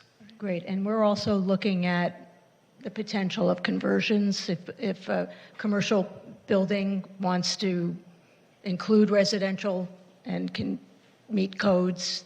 Yes, we're looking at ways that potentially, like let's say it's a high-rise building, that maybe they don't need to provide the same kind of balconies, so they could be more easily converted as they are. Great. And then the last time we talked about the housing element, we talked about the builder's remedy. Can you tell us how many developers or how many projects have been applied for under the builder's remedy, which I guess is in effect as long as we don't have a housing element that's approved by HCD? Yes, so we've received a builder's remedy project at 9016 Santa Monica Boulevard, and that's an 18-story building with 150 units and a small hotel. 1051 Edinburgh, a 6-story building with 30 units. 8816 Beverly, a 12-story building with 113 units. 651 to 657 Huntley, an 8-story building with 55 units. And then the 910 Weatherly Housing Corp project submitted it, but it wasn't for the physical structure, it was for the permit process, but not for the physical aspect of it. But as far as, I went to the West Side Urban Forum when they talked about this, and they did say that it does not exempt them from CEQA necessarily. Is that right? Correct. That's correct. They still have to look at that. Okay. And then I just wanted to respond to some of the public comment. You know, this city of West Hollywood, it was way ahead of a lot of other cities in terms of an inclusionary housing ordinance and requiring 20% of new units to be affordable without even having to give bonuses or incentives that was actually required. So I think the larger problem is the region and the fact that, for example, the city of Los Angeles still doesn't have an inclusionary housing ordinance and allows short-term rentals in apartment buildings, which we don't allow. We may not be perfect and we may not be catching every short-term rental that exists, but at least we have it on the books that that is not legal in our city. That's not the case in the city of Los Angeles. And personally, I think that the state should take a stronger stand on short-term rentals, taking over residential properties. You can't sit there and say we have a housing shortage of, oh, but go ahead, take away our housing to be used like hotel rooms. So I think that's a big problem. And I think the fact that HCD has, how many times has HCD sent this back to us? 3 times, 4 times? 3 times. That they're focusing so much time on a 1.9 square mile city as opposed to other cities. I think maybe that's why we haven't come up with a way to deal with housing shortage. So I'm going to support this, not so much because I like the idea of having overriding considerations. However, I do want to see us get this approved by HCD so that we prevent any more projects from coming in under the builder's remedy where we have less control over what is allowed to be built in our city. Thank you. Thank you. Councilmember Myers, do you have any comments? Yeah, I just want to first commend our city staff and the consulting team on this really extraordinary process and give a shout out to the members of the Housing Element Task Force who began this work years ago. I'm just going to name them all by name so folks know. But those Craig Berberian, Angie Brooks, William Korchek, Adam Kroll, Sheila Lightfoot, Marianne Lowenthal, Mike Manville, Barry Talley, Don Collette Williams, and myself were a part of that task force. So just really grateful to those members of the community and also the members of the community who engage at the very many points of engagement throughout this process. There's a lot in this plan that I'm really excited for. Knowing that we'll have 6,000 new West Hollywood residents at the end of it is exciting. Knowing that we have ambitious housing goals that we're reaching is exciting. I'm a millennial and part of a generation that's been damned, frankly, when it comes to housing as a reality, and we keep passing that on to the next generation. And I see this plan as one that's ambitious enough to draw a line and say we're not doing that anymore to future generations, and I'm really grateful to that. There's a lot of other goals in this that I'm excited and look forward towards accomplishing with this council, knowing that by the end of 2024, we'll devise a feasibility, funding strategies to improve housing conditions of rent-stabilized units and enhance their long-term affordability. The feasibility and potential establishment of a community land trust to facilitate acquisition and rehab of small RSO buildings. The unit transfer strategy baked into this housing element, it's really exciting. And then ongoing education about the ongoing state and local collaborations around housing and infrastructure issues. It's really exciting to see. So it was mentioned we have a responsibility to move this forward tonight so we can continue doing our work in a way that allows for the local to do our work. So I'm, no really further comments, just a lot of gratitude for the process and ready to move it forward. Thank you, Councilmember Byers. Any other discussions or comments from our colleagues? Councilmember Heilman. Thank you, Mayor, and thank you to everyone involved, including the members of the task force, as well as all of our staff and consultant for this really incredible effort over several years. There are aspects of the plan that I'm not entirely in agreement with or that I think may turn out after we study them to not be feasible, but I know that that will come back to us as you investigate some of the ideas that are contained here. My comments are really mainly about how irresponsible I think it is for the city to be without an approved housing element. And I'm not faulting you because I know you've been working really hard. Whatever the problems with previous drafts, it is essential that the city always have a housing element in effect that has been approved by the state.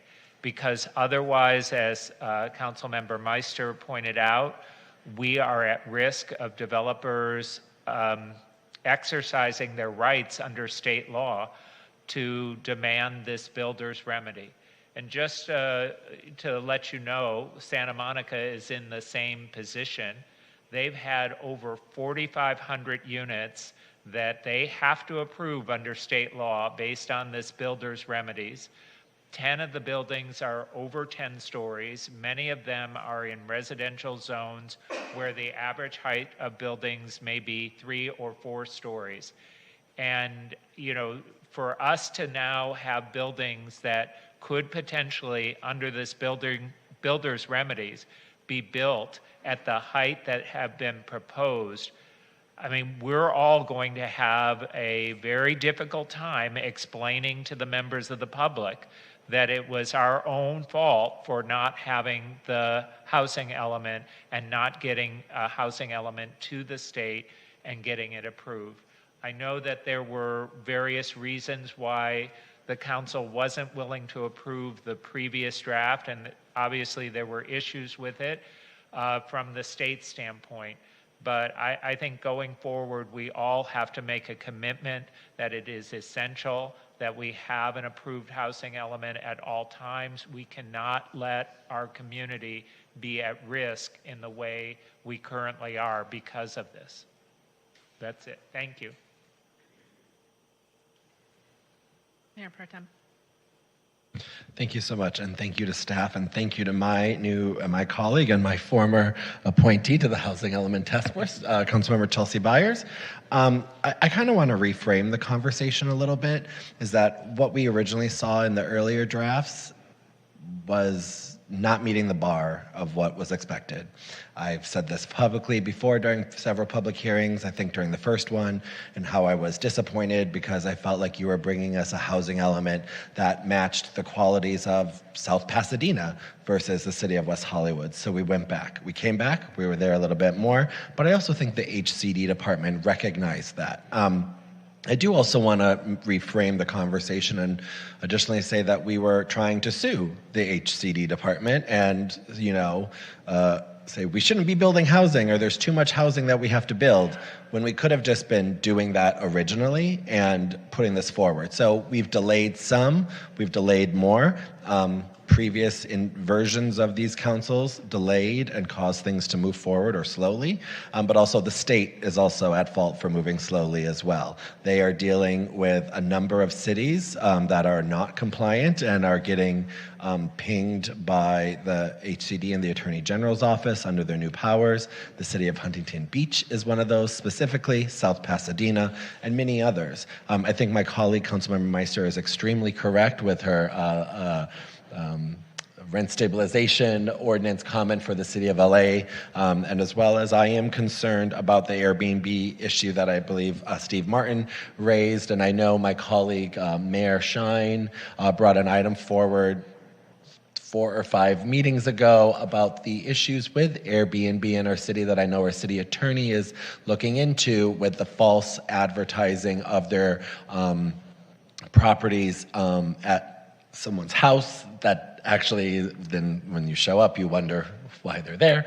So if we could get a report back on that at the next council meeting or at an immediate one future, that would be great, because like I think Steve said and many others are pinpointing to, and I believe we got an email today, or at least I did, about a serious ongoing issue that is affecting a lot of people on the east side as well as others. So we need to make sure that we are getting down to that. And we are a city that has put a stop to Airbnb and the powers that we have, and I'm really proud of the previous councils and the current council for continuing to stick to that, as well as the mandate that I believe came down regarding the 1-year lease requirements that we had many years ago.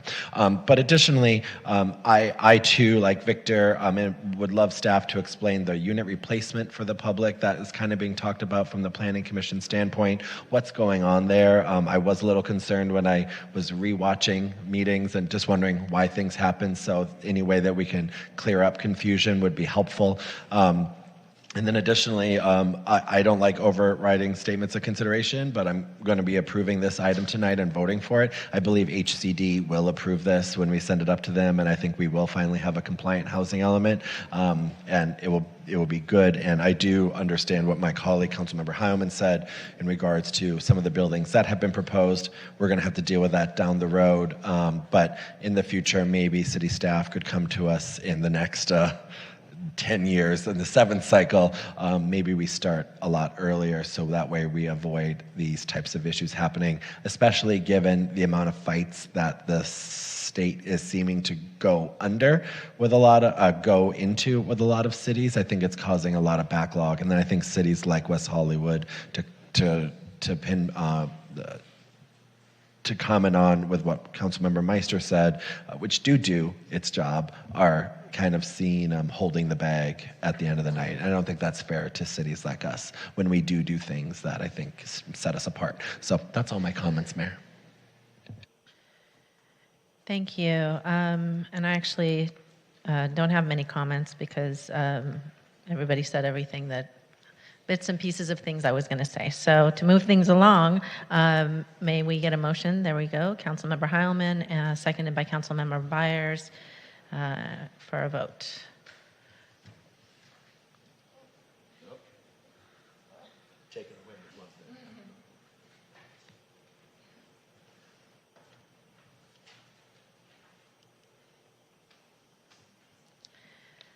And the motion passes.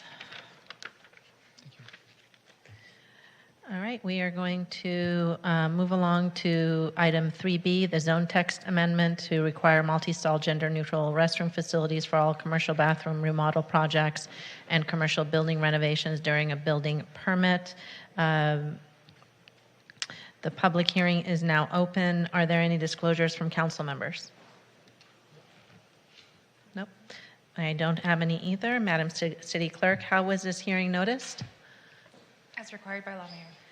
Great. Will the staff representative please introduce yourself and present the staff report? Sure. Good evening, Mayor Shine and council members. My name is Ben Galan, Building and Safety Manager. With me is Francisco Contreras, our long-range planning manager, and our PDS director, John Kehoe. The item before you is an ordinance asking council to approve a zone text amendment to section 19.20.260, gender-neutral public toilet facilities in our zoning ordinance.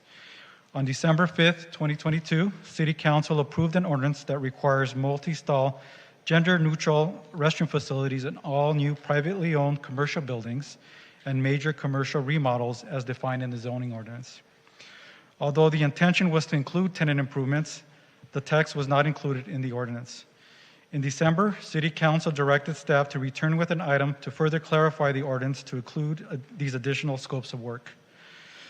Currently, section 19.20.260 requires gender-neutral public toilet facilities in all new and renovated commercial buildings that constitute a major remodel, as that term is defined under Article 19.90 of the West Hollywood Municipal Code. Per Council's direction, this amendment incorporates commercial renovations requiring a building permit that include the removal of interior partitions or a complete floor plan alteration, and commercial renovations that include relocation, expansion, or accessibility upgrades of existing restrooms. The clarifying text was presented to the Planning Commission on January 23rd, and the commissioners unanimously recommended that City Council consider the zone text amendment for approval. The inclusion of these broader scopes of work will allow West Hollywood to provide more inclusive and safer restroom facilities to our most vulnerable constituents. We ask that City Council consider this ordinance for approval. Thank you. Do any of my colleagues have questions for staff? Councilmember Meister. Yeah, I just wanted to know if we received any feedback from the business community. Sure. When we were going through our outreach with the commissions and the advisory boards, this was always the intent to include these tenant improvements. We did get positive feedback from our stakeholders. What about like the Chamber of Commerce or businesses? We did meet with the GAC and presented this item to include tenant improvements, and we did get support. Any other questions from my colleagues? Okay, we will now receive comment from any persons in the audience who wish to speak on this matter. Each person may address the City Council for a maximum of 2 minutes, and if you haven't already, please submit your speaker slip to the City Clerk. Thank you, Mayor. Our first speaker is Annie Jump Vicente.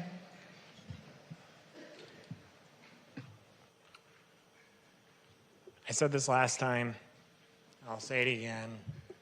This is great. Why the hell isn't it being addressed in governmental facilities? Add a writer right now. Someone put a motion on to say that government facilities in the city of West Hollywood should also be multi-gender stalls. I don't understand why that's so difficult. I don't understand why you didn't add that motion, that writer last time. I don't get it. I mean, I have a minute and a half here just to bullshit. So being trans in this city is extremely difficult. You have a lot of people in business districts, in residential districts, in industry districts that constantly harass, berate, and basically verbally torture us. People pull out weapons constantly. The amount of times I've had to face people threatening my life on Santa Monica Boulevard just because I'm I'm walking my dog on Santa Monica.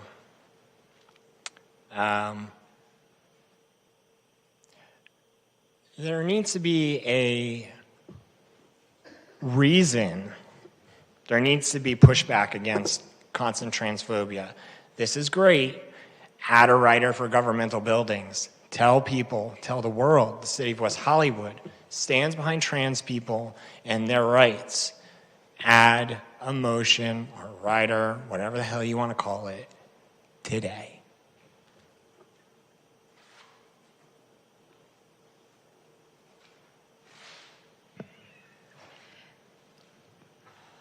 Mayor, we have a speaker on Zoom. Okay. Our speaker on Zoom this evening for this item is Cherie Franklin. Cherie, you will have 2 minutes. Please press *6 to unmute yourself.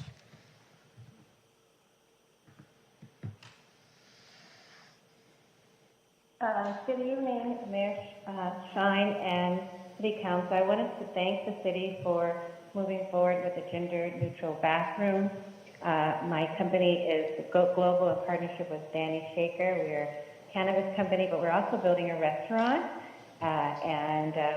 We're very excited to hear the plans for gender-neutral bathrooms, not only because they help people provide equitable access to basic human needs, but you can design much more beautiful facilities. They're more engaging. They're actually, I think, safer because there are more eyes on the spaces and the stalls. They can be more open. People can walk in and have a shared space to wash their hands, and it provides a much better design idea. And as soon as we saw the sample that the city brought to the chamber, we immediately worked with our architect to implement a design. So we're going to be very excited to present our restaurant with the gender-neutral bathroom design, and we hope to be able to get approval for it and implement something that's going to be a much, much more engaging environment than closed-off facilities that we would have had to build because we couldn't share spaces like the wash basin. And so we thank you very much for your innovation. Mayor, that was our last speaker on Zoom. Thank you. I will now close the public hearing. Would one of my colleagues like to start the discussion? Oh, Mayor Pro Tem has a question. Thank you. Or maybe this is a question for Oscar or for John. If and when we update any of our existing buildings, this code is applicable to us, right? Yes, the city can always do gender-neutral restroom facilities. And it's my understanding that the ARC, which is done, stuff is still occurring there with other things. There are things planned to update those facilities, but there are all part of the calendar, the timeline of how those things are being done, correct? Thank you. All right, any discussions at all about this item from my colleagues? All right, we have a motion by Councilmember Heilman, seconded by Councilmember Byers. Let's get a vote.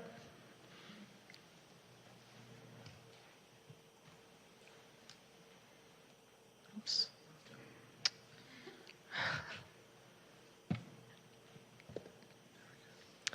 And the motion passes. Thank you.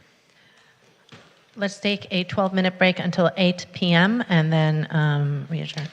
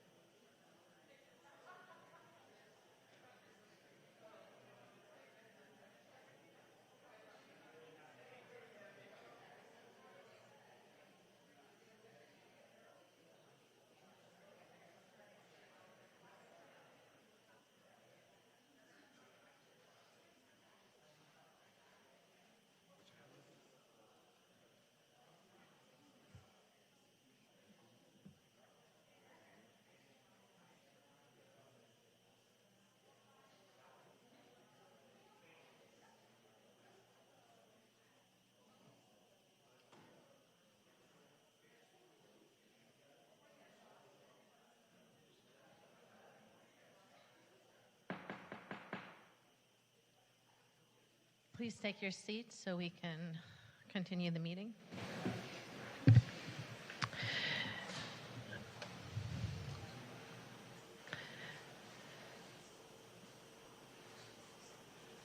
We will now move to unfinished business. Item 4A, Stories, the AIDS Monument Project Update and Amendment to the Memorandum of Understanding with the Foundation for the AIDS Monument and an amendment to the Agreement for Services with LPA, Inc. Do we have a presentation from staff on this item? Yes, good evening, Mayor, Mayor Pro Tem and Council. I'm Rick Abramson, City Architect, and I manage the Urban Design and Architecture Studio. When the AIDS Monument was last brought to the Council, it was brought forward with a recommendation from the Arts and Cultural Affairs Commission for the design, and we also brought forward a recommendation to move forward with constructing the monument through a design-build process. A design-build method is intended to have a single entity produce construction drawings that would construct the monument, fast-track the construction, and allow the city to manage one contract with a single entity and a single point of responsibility. A RFP was prepared. Unfortunately, there was only one bidder that responded, and that bidder came back with some rather surprising results, both with the respect to the cost of the monument and the length of time it would take to construct it. And staff did a rather deep debriefing with this lone bidder to better understand what was driving the cost and the time frame. And for a variety of factors, including market forces, issues related to the detailing and the scope of work, availability of materials, just time frame in terms of supply chain and a number of other considerations, it just didn't seem prudent to move forward with that process. So staff has looked at the history of the project and is now recommending that we produce a very specific set of construction documents, specifications, product selections with very specific direction and pursue a more conventional design, bid, build process that will hopefully increase those who might be interested in constructing the monument and give the city a much tighter pricing. We also believe there's work to be done with the artist in terms of some value engineering to make sure that the design is efficient as possible, and continue to work with the Foundation for the AIDS Monument in partnership to deliver a project that we all believe very strongly in and want to see come to life. So before you tonight is a recommendation to reject the loan bid under the RFP, to approve a contract with LPA, the firm to produce the construction drawings, to amend the agreement with FAM, the Foundation for the AIDS Monument, to allow greater flexibility in how we deliver the project, and it may be through design bid or build, or it might be through design bid build.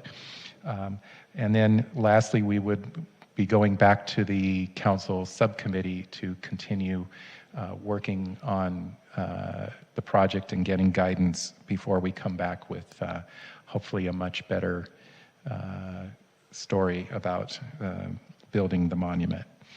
So I'm here with Michael Barker, our project architect, who's first time before council tonight.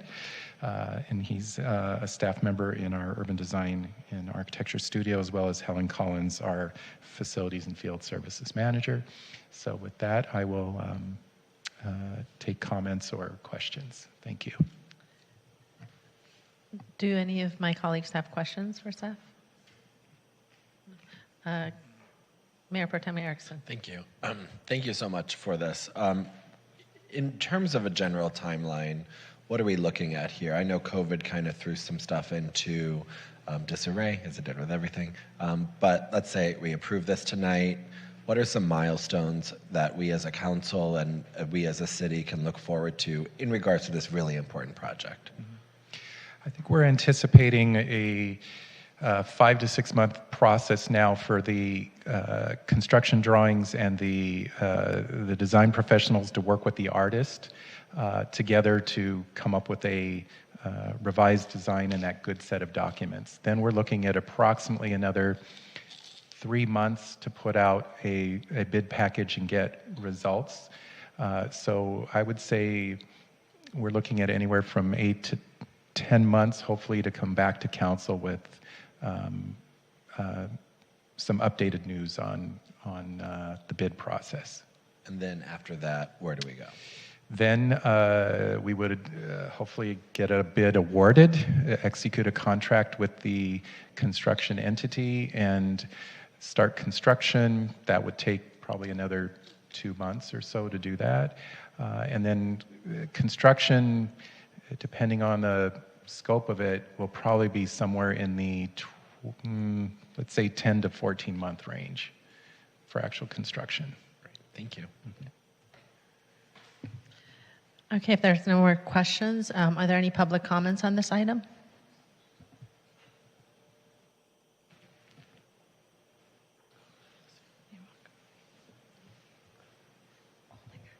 Thank you, Mayor. We have Erwin Rappaport.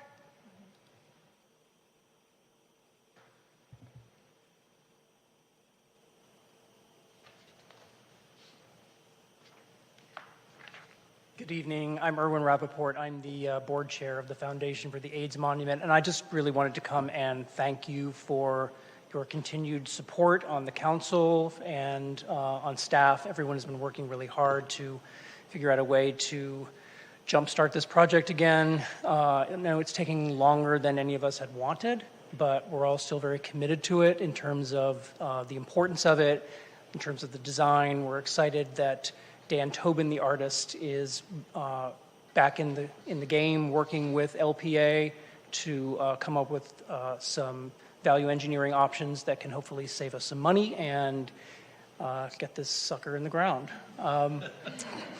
But happy to answer any questions, but I just really wanted to show my face and say that the board is still very committed to the project. We're doing lots of good things in the community in the meantime, gathering lots of stories, telling stories, educating the public, and we look forward to then having a space in which to have people come and see this beautiful work of art in the city.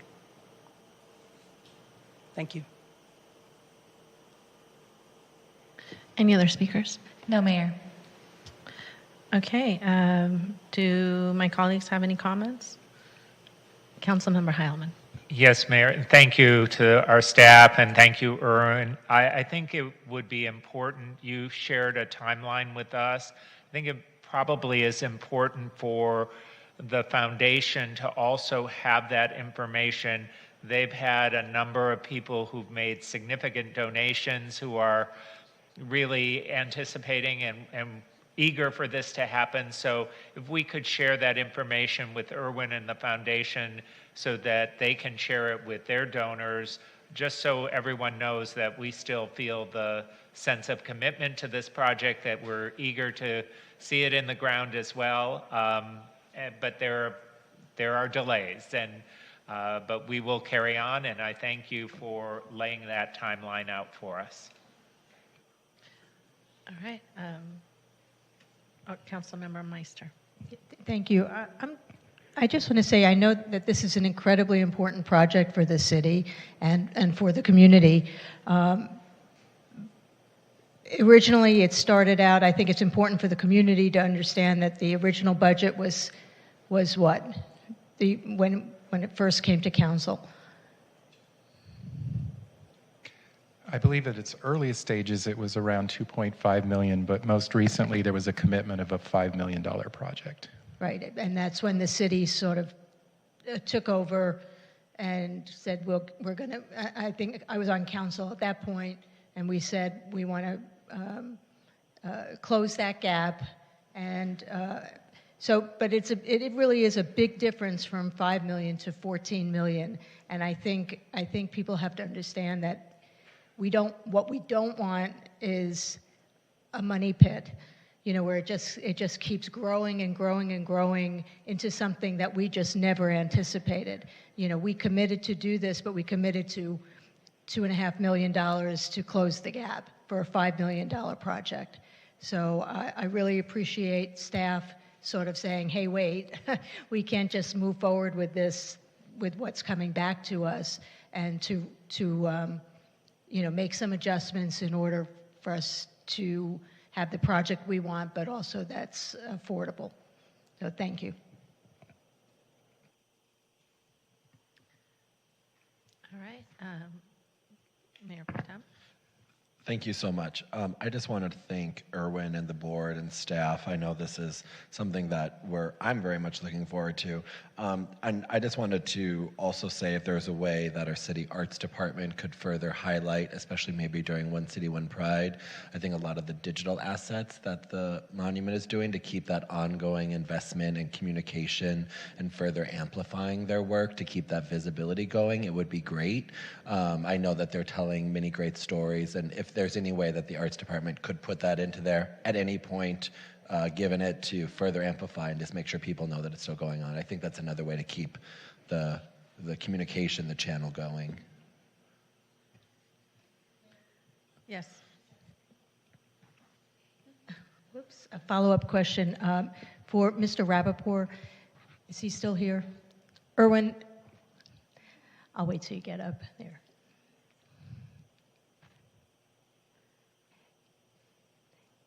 Is FAM still actively trying to raise money for the project? We've stopped raising money for the capital campaign on the basis that per the agreement that we entered into years ago now to partner with the city on the finishing of the monument, we've stopped. We've been raising limited amounts of money for our educational projects, for our community outreach, for the website, our social media, all those things that we're continuing to do as a foundation in the interim before the monument is built. But we haven't been raising money for construction because we told our donors that we had raised what we had set out to raise. As you can imagine, it's difficult for us to continue to raise money for the monument under the circumstances because people are wondering when is it ever going to get done? Okay, thank you. Thanks. All right. If there's no more comments, let's get a motion to move this forward, please. Great. Councilmember Heilman, seconded by Mayor Pro Tem Erickson. Excellent. Motion passes. Let's move to item 4B, updates to the City Commission's amendments to the attendance policy for appointed officials, changes to the requirements for applicants to the city's commissions, term limits for appointed officials, and updates to the bylaws of the commissions and advisory boards.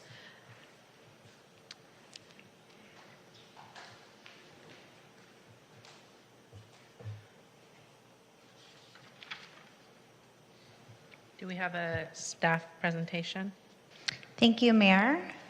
Good evening, council members, Mayor Pro Tempore Erickson and Mayor Shine. The item before you is based on direction that the City Council has given to my office over the last couple of years in regards to our appointed officials and the bodies on which they serve. As outlined in the staff report, some of those recommendations were to look at all of the city's commissions and make suggested changes to first the City Council subcommittee comprised of Councilmember Meister and Mayor Pro Tempore Erickson, and then make those recommendations to the full City Council. To include term limits for our appointed officials, which was 4 2-year terms, to require residency of all of our city commissioners, to require background checks for our quasi-judicial commissioners, so that would be Business License Commission, Planning Commission, Rent Stabilization Commission, and Historic Preservation Commission, to include parental leave as part of the number of absences that an appointed official could have. So similar to what a city employee may receive for parental leave, that parental leave would be extended to an appointed official who adopts or has a child or needs to care for a family member. Additionally, there were some requested bylaw changes, so I just want to clarify. The Public Safety Commission will maintain a 3-minute public comment period, not the 2 minutes that was indicated in the staff report that was subsequently changed at another Public Safety Commission meeting. And then finally, to provide proof of residency to the city clerk, which would not be kept on hand in the city clerk's office, but they would have to come to me or someone in my office, show proof of residency similar to what we require for permit parking requirements, so that I could verify their residency. So the largest changes, and if the council wants, I can put it up on the screen so that the public is aware, or I can just walk through them. But some of the bigger changes are changing the name of the Public Facilities Commission to the Public Facilities, Recreation, and Infrastructure Commission, adding the public right-of-way to the purview of that new commission, adding a twice-yearly review of the city's recreation programming and facility usage to the Public Facilities, Recreation, and Infrastructure Commission, changing the name of the Transportation Commission to the Transportation and Mobility Commission. Yeah, they're coming up. Give us 1 second. Lots of switching going around nowadays. There we go. Okay, so I will just, to keep it simple for the public, we'll go through what the changes are. So for Arts and Cultural Affairs Commission, really what the changes are is adding the word cultural, because they not only look at the arts in the city, but the cultural needs of the city as well. The removal of the conducts fundraising for the implementation and promotion of the city's arts efforts, because it is currently not something that is done. So we'll just keep going down. For historic preservation, these are just some cleanups, you know, putting capital C for city throughout to just give it some consistency. So we'll stop here. We clarified some where it says potential cultural resources or related neighboring property within public view, and it changed it from the specific department to commission liaison to make it more generic, so that anytime our department names change, we don't have to continually update our municipal code to reflect that. There was previously in the code that they made recommendations on the hiring of staff and consultants, and that was not something that ever happened. So we are leaving that under the purview of the city manager and city staff. You can keep going. Thank you. Thank you, my wonderful Janet Jimenez, for helping. Some of the language, and we went through this with community development staff who oversee this commission, because this is not currently something that's happening, and so it seemed not in line with the current practices of what the commission is doing, and so we removed it. And we actually, staff wasn't sure where some of this language had come from. So a lot of the changes, can you scroll down, that we are recommending for the smaller changes are really just cleaning up to ensure that the code and the purview reflect what we are currently doing as a city. The Human Services Commission has, for quite a long time, we can stop here for 1 sec, overseen the 3-year social service contract review process. And we felt, given that that is a very big part of what the Human Services Commission does, that it should be included in their purview. We also removed senior citizen to older adult, because that is the current language. And I will share that one of the other changes we'll be bringing, if these items pass, is to recommend that the Senior Advisory Board be the Older Adult Advisory Board. Keep going down. Public Safety Commission, because we had did a big purview change to them, we didn't change too much. There was one, oh, sure. There weren't a lot of changes here, except to say city staff instead of the city manager's office. So keep scrolling, please. The bigger change that we made was it indicated that the Public Safety Commission shall serve as the principal citizen liaison with law enforcement, first responders, and other emergency service agencies. Currently, the principal liaison is the Community Safety and Wellbeing Director and the city manager. So we are recommending removing that to reflect what is currently happening and there have been some instances where an appointed official has represented themselves to a county agency on behalf of the commission that raised some challenges. And so we didn't want to give the impression that the Public Safety Commission was the principal citizen liaison, when the principal citizen liaison currently is the Director of Community Safety and Wellbeing. And then just some cleanup on city staff rather than city manager's office. So now we get down to the significant changes, which are Public Facilities, Recreation, and Infrastructure Commission to include the public right-of-way, the twice-a-year review and discuss of recreation programs and the use of our facilities.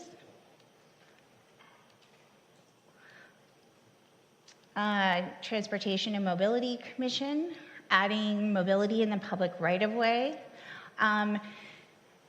We wanted to say unique transportation needs rather than, I think previously it had said something like transportation issues or something like that. I just felt unique transportation needs was a better way to phrase that. Scroll down, please. Just some cleanup language. They don't really address parking issues per se. The consider alternative transit solutions of the Los Angeles County Transportation Commission is now Metro, and the City Council has a liaison to Metro and represents the city's needs to Metro. We're adding review the city's transit and mobility options to ensure that they are ADA compliant. Again, you saw address West Hollywood's unique transportation needs. I would say problems. They did not hear appeals of the city engineer, so we removed that. There's two sections where it indicated that, so that was removed. And some time ago, I want to say 4 years ago, they began reviewing the draft environmental impact reports as it relates to transportation, traffic, and circulation. So we're just adding the word mobility in this section. And I believe that is all the big changes for the commission. So I think it's a good stopping point if the city council has any questions, comments, or recommended changes to any of staff's proposed changes, or if the subcommittee would like to weigh in. I'm really curious now. So who will hear the appeals of the city engineer? There was nothing that, it was more of a like director's hearing level. There's not stuff that was currently the city engineer would reject that was being appealed to the Transportation Commission. I think this was old language from when the engineering division was under transportation, and when it was no longer under transportation and now under public works, it's at the director of public works level. Okay, and then one concern I have is because we are having public facilities deal with right-of-way issues, but transportation also deals with right-of-way issues. For example, a bulb out, or when they add a bump, a speed bump, or whatever. So can we make sure that it's really, really specific which commission deals with which items? Yeah, how the city manager and I discussed it was any permanent structure put in the public right-of-way would be under Public Facilities Recreation Commission. And anything that moved in the public right-of-way would be in the Transportation Commission. So the dockless bike program, the new little robots that deliver things, those would be things that Transportation Commission would address. And then permanent structures put in the public right-of-way would be covered by public facilities. Okay, so you have a speed bump. Who does that? Speed bump would still be under transportation because it's a permanent, it's related to transportation. When you're trying to reduce speed on a street, a speed bump would still be covered by transportation. Okay, even though it's a permanent thing in the street.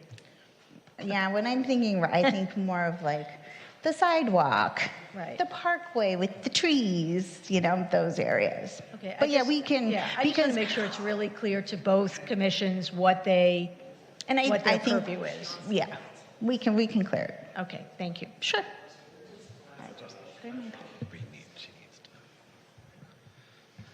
Thank you. I just wanted to say to my colleagues and thank Mayor Meister, geez Louise, Councilmember Meister for this. We had a lot of discussion, stuff that was brought forward today. We just wanted our colleagues to chime in on. So some of the stuff we agreed on, we didn't agree on. We actually just were like, let's let everyone talk and decide about it. I think that came down to residency requirements. We had a hard time kind of sussing out. We've always had the kind of rule that it's public safety, rent, and planning. We've talked about Historic Preservation Commission. We've gone back and forth on that. That's kind of where we were at. And so we wanted to hear from everyone else here. And then all of these are just, I think, really present fixes, and I think they make everything a lot smoother. And it's good, and I agree with what Councilmember Meister said, that when these changes take effect and when new bodies are constituted, there might be some people that have stayed. So to really kind of give them a 411 onboarding and briefing. And I think to what members of the public said earlier during, I believe, public comment when they talked about the previous Public Safety Commission meeting, obviously perception, reality, what happens. I thought a good point was brought up by a member of the public that said it's sometimes not always known that the chair, or in the absence of the chair, the vice chair, sits on committees with city staff for really important things. That's actually something that we all don't know, because as new people get elected, as new people come on, it's actually a really good point. So we want to have a more thorough onboarding, and so things like that I think will really help clear up a lot of confusion. And those members of the public, I think even our commissioners, will be better served for that. And I think we're all learning in this way, and I think it's a way for us to make sure everything just works a lot smoother. So that's it. Okay, so I just want to make sure we're keeping to questions right now, because we haven't heard from the public. Councilmember Heilman, do you have any questions? Just a quick question. When you explained what this item did or does, you mentioned that there would be residency requirements for commissions, but you didn't mention advisory boards. Is the intention to only apply those residency requirements to commissions? Yes. All right, thank you. You're welcome. I actually do not have any questions. I have comments later, but Councilmember Byers, no questions. So let's move to the public comments on this. Yes, thank you. Annie Jump Vicente, to be followed by Stephanie Harker. Okay, so these commissions, just like I stated to you earlier today in emails and just in the break, we need a more democratic process in the city. Having a group of 5 people or 7 people advise another group of 5 people is not democratic. Just because we voted for everyone here doesn't mean that you all appointing people is a democratic solution. I would very much like to see way more citizen involvement in these decisions. Public comment is a 2-minute conversation or a 2-minute statement, and then that's it. There's no conversation between what we say. And this goes to every level between city council down to the advisory boards. I want to help redesign the city, but I am obviously not going to get paid by anyone here doing it. So I'd very much like to do it as a resident, but I can't do it through these advisory boards or anything.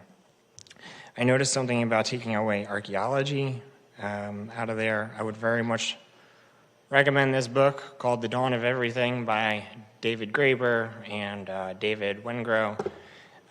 Great book, talks about hey, it's history based on archaeology. My book. So I didn't see anything specifically stating anything about pedestrian safety. I would very much like that mentioned somewhere in there, just so it's codified mobility and transportation, but there's also discussions about pedestrians. That is severely needed.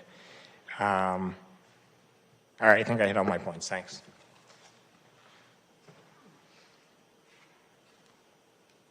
Stephanie Harker, to be followed by Victor Omolchenko.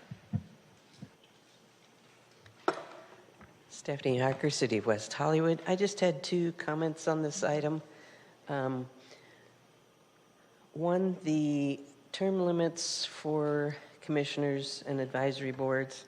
I think that's what is being recommended is 4 2-year terms. So that makes it 8 years, except that I think it might work a little better, especially for people on council, because you are now allowed to have 3 terms, right? 12 years limits on council. So I think perhaps should be 6 2-year terms so that you won't have to, in your last term, if you have your 3 terms, which is good for continuity. You would not have to then in the last one hurry up and appoint some people for your 3rd term. It'd have to be a whole new group of people, and there's not a huge pool from what I understand. And I'd like to encourage my fellow citizens to apply for these positions. Apparently, that's not done too much or too often, so it'd be great to see more people involved in the city. And the other thing is, I'm wondering why there would only be background checks on commissioners and not on advisory board members, particularly since it's not required for them to live in the city. We hear too many things about things going wrong. If something goes wrong and you hadn't done the background check, I think the city could be liable. But so I discussed with some fellow citizens, and we would like to see background checks on everybody. There's no reason not to, I think, and if you don't want that to be known about you, then don't apply, or don't have done anything, one or the other. But again, I think the 6 2-year terms would work better for all of you. Thank you. Thank you, Stephanie. Victor Omolchenko. And then we have 2 members of the public in Zoom. Good evening, Victor Omolchenko, longtime West Hollywood resident and a former Public Facilities Commissioner. If I were on it, now I would be called Victor Omolchenko, let me remember, Public Facilities, Recreation, and Infrastructure Commissioner. And I think that does sort of cover the bases. And I want to thank Council members Erickson and Meister for working on this on the subcommittee. I see what the recommendation is to you, and I understand the recommendations, and I can see what's going on with number 1, number 2, number 3, number 4, and number 6. I have to fess up to you. The number 5 about adopt revised bylaws for the city's commissions and advisory boards, I really didn't have a chance to do a deep dive wearing my, historic preservation cap into the changes there. And so I trust you guys and girls and guys and everybody for looking at this, but given some of those full deletions that occurred under like the Historic Preservation Commission, I just asked the general question, should this have actually, these changes come to the commissions as like a receive and file, or hey, here's what we, the subcommittee, are thinking, before you all codify this tonight? Should some of the commissions not have had a chance to review some of their changed purviews or some of the deletions or some of the additions? If that was done, I apologize that maybe I was out of the loop on that, but especially for, I have to say, for the Historic Preservation Commission, for those changes in those bylaws and that, I wish that I would have had I wish I had had a chance to like review it, and I think it would be good for, you know, the commissioners there to also have seen it and maybe make a couple of suggestions that then you could have been incorporated into the very fine city clerk report. Thank you. We'll move to Zoom now. We have 2 members of the public.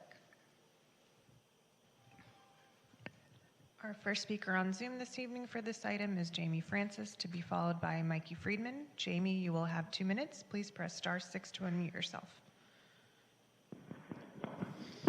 Thank you, City Council. City Council, I just wanted to let you know that I've been very concerned about the behavior with a lot of these commissioners. One, that wouldn't disclose their identity and how long they've resided in the city, and they're on commissions that they duly have to live in the city. I've seen commissioners who have lived in the city less than I have. I've lived in the city for 12 years, and I have someone who's directly appointed by one of you and basically doesn't have to answer any questions whatsoever to the general public. The city of Pomona passed an ordinance that it goes before the voters, or they have to be duly elected, or they can be removed by the voting public. A lot of this behavior and the tendencies is that they don't want accountability, and they either read their posts or they basically, just harass or make surreptitious comments and are very, are just very negative in their assessment of why this city needs to change and why they're baffled and we have no control over it because one council member can appoint multiple. There should only be a maximum of 3 terms, 2 years, 6 years. The council can serve a maximum of 8. Advisory board members, as well as commissioners, should only serve a maximum of 6 because then it turns into a political opportunity or opportunity to change things. And then that could lead into other political office, which then they can serve up to 12 years or more, depending on how long they've served or been grandfathered in these commissions or advisory boards. That is not right. You cannot be selecting your successors or people thinking they have political pull, because that's what happens every national night out. They think that they have political positions and then they jockey for political office. It's not correct. They're unelected. They're unelected, so they shouldn't have more pull and more sway over us, the general public, who have lived here. And then they don't have to verify their residency. So one, Thank you, Jamie. Thank you, Jamie. Your time is up. Thank you. Mayor, our next speaker is Mikey Friedman. Mikey, you'll have 2 minutes. Please press *6 to unmute yourself. Good evening. Can you hear me? Yes, Mikey, go ahead. Thank you. Mikey Friedman, 43-year disabled resident and former Disability Advisory Board member. I want to talk about the change of name to the Transportation Commission. You're calling it now, you want to call it the Transportation and Mobility Commission. I hope that when you're talking about mobility, you're talking about bike mobility and not scooter mobility or delivery robot mobility, because those are both pilot programs and they haven't been made permanent yet. And you're acting like they are already a done deal. And that is bothersome because the public has to weigh in on that, and they haven't.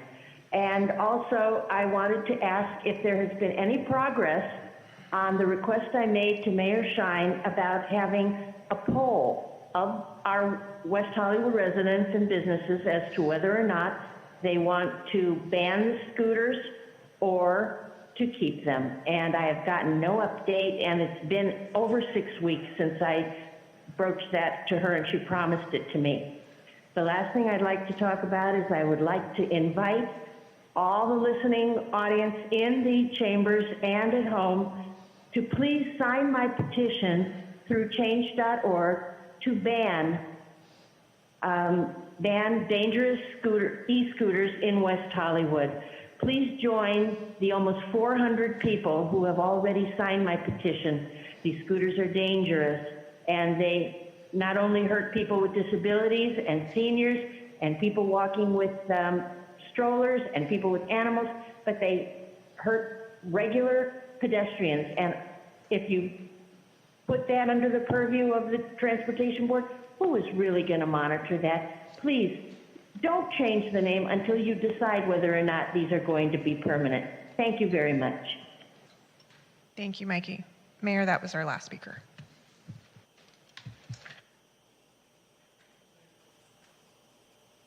Thank you. Okay, so because this item has several parts, I would like to break it down and just go through to see if we have consensus on any of these other areas first. With regard to the changes to names and purview, do my colleagues have any discussion that they want to have or suggestions to that part at all? No? No? The only one that I am a little concerned about is the historic preservation, because there were actually major changes and deletions in that particular one, whereas others were just kind of, changing words and, city staff or liaison. So I just wonder if maybe with that particular one that we could send that to the commission for them to give some feedback on. I actually agree, and I'm okay with that personally, if our colleagues are in agreement with that. I'm in agreement, but I think the deletions from the purview are appropriate because we do not want appointed commissioners actually providing assistance to property owners. It creates conflict of interest and liability issues, but I'm perfectly comfortable with having staff, explain that to the commission and letting them know why those recommendations are being made. Right. Next is the parental leave part of this item. Are there any issues with this with my colleagues? No? Okay. Yes. For the item that would come back to us after going to historic preservation, can it just come back on consent? And can we approve it, or does it have to be new business? Well, it was actually, if the changes were approved and for the commissions, it's an ordinance that needs to be codified, I was going to inquire if the council was okay if it comes back as a consent calendar item, and we would just read the titles of the ordinance into the record.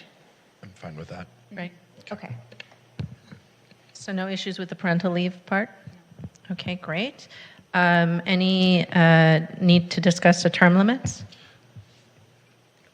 I do not support term limits in any shape or form, so I don't support them for commissioners or for council members. Okay. I'm okay, depending on the consensus of my colleagues here, I'm fine with the 4 two-year terms, although I do hear what Stephanie Harker is saying about the 6 two-year terms. I know it's not retroactive, so it starts when this when it happens again. I'm happy to go to 6 two-year terms. Melissa, because I cannot remember, and a member of the public asked me this question, if you serve on one advisory board and then go to a commission, it's all in one, right? So or what is it again? That was one of the items that I wanted to inquire about, because there was the council I think the original item was you got to do 12 or whatever the term limit was as an appointed official, period. But then there was some suggestions by some of the council members that if you were an advisory board member and you had served, 2 terms as an advisory board member, and then you applied for a commission, and let's say it was Human Services Commission, and you served a term on the Human Service, and then you wanted to go to one of the quasi-judicial, like Planning Commission, you could only do the terms, or did we want to keep it to you only get to serve for these terms no matter which body you're serving on? Just to cue up some memory, with the Councilmember Meister, Mayor Pro Tem Erickson, I brought this item forward originally, and we had discussed this, and it was always meant to be that it's a term limit of serving on one body. So then a member of the public can then move over to another body, and then it starts it over. So it's not that that's it, this is your service to the city, and that, because people can have multiple talents, and this helps them move to other areas and learn and give their expertise in other areas as well. And I'm perfectly fine. I think Stephanie has a good point of the 6 2-year. It's fine with me. So and I want to hear, Councilmember Meister seems fine, but Councilmember Byers, what are your thoughts? I'm supportive of term limits. I think just short of a democratic lottery or some other way to more actively engage the broader electorate, we have to keep these as more active revolving doors. And I am going to support the 4-year 2 limit term, in fact. It sounds like there's 3 for the alternative, so that's okay, but just wanted to put that on the record. Okay. I'm open to either, but I think if you're saying that the term limits only apply to one commission or one board, then I would be fine with the 8 years, the 4 times 2 and per commission or board. I mean, it's not, it's like. Yeah, absolutely. Then perhaps let's get consensus with our new council member and keep that at. So it sounds like we have a 4-to-1 on the term limits. To keep the 3, so it's a 4. Councilmember Howman does not support term limits. The other council members support 4 2-year term limits on any given body. Yes. Okay. So on any given body. So you can well, serve 4 years on the Women's Advisory Board, or 8 years, and then move to the, and it starts over. Okay.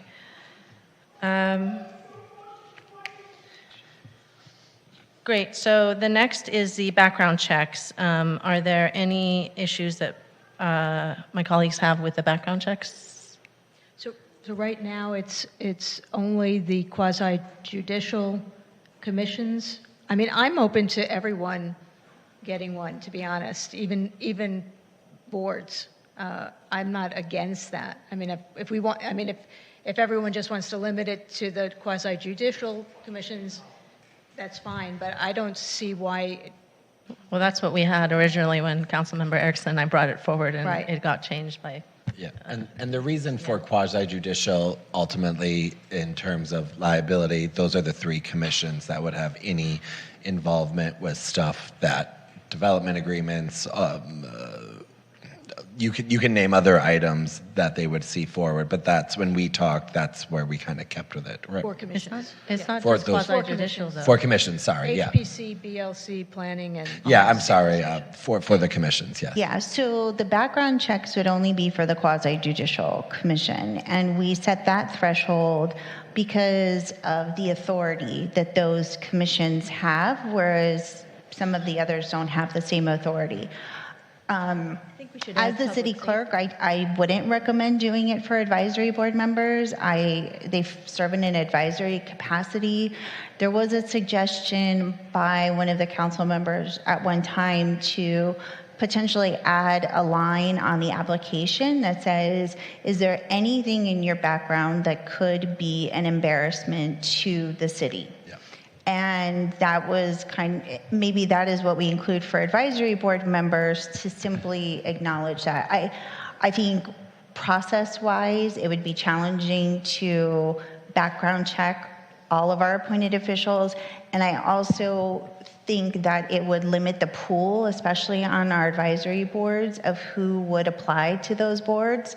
And I just think as a matter of practice, the quasi-judicial ones are the ones we're most concerned with, and I think that's most appropriate. And I remember I was the one that asked that question now, because when I was appointed by Governor then Brown, that was on the application. Is there anything that would blah, blah, blah to the office of the governor? I'm fine with that, but I'm wondering, though, if we would want to add Public Safety Commission to that. Oh, I'm fine with public safety having a background check, but I mean, because- I'll go with the will of my colleagues on that one, but if they want to put that one on there. Councilmember Myers? The results of a background check would preclude somebody's involvement should they be at a certain threshold. What does that conversation look like? Public safety is an interesting one where a background involving law enforcement might be an interesting point of view to actually have on that body. Right. So how we set the threshold for the background checks was similar to what we do for the cannabis businesses. And because it's already something that we have worked out, we know how it goes, and we can tell the live scan provider that that's what we're looking at. So it sounds in some ways like the council is interested in background checks for all of the commissioners. No? Okay, so we just want to keep it to quasi-judicial and public safety. I think Or go no? ahead. Councilmember Myers. Okay.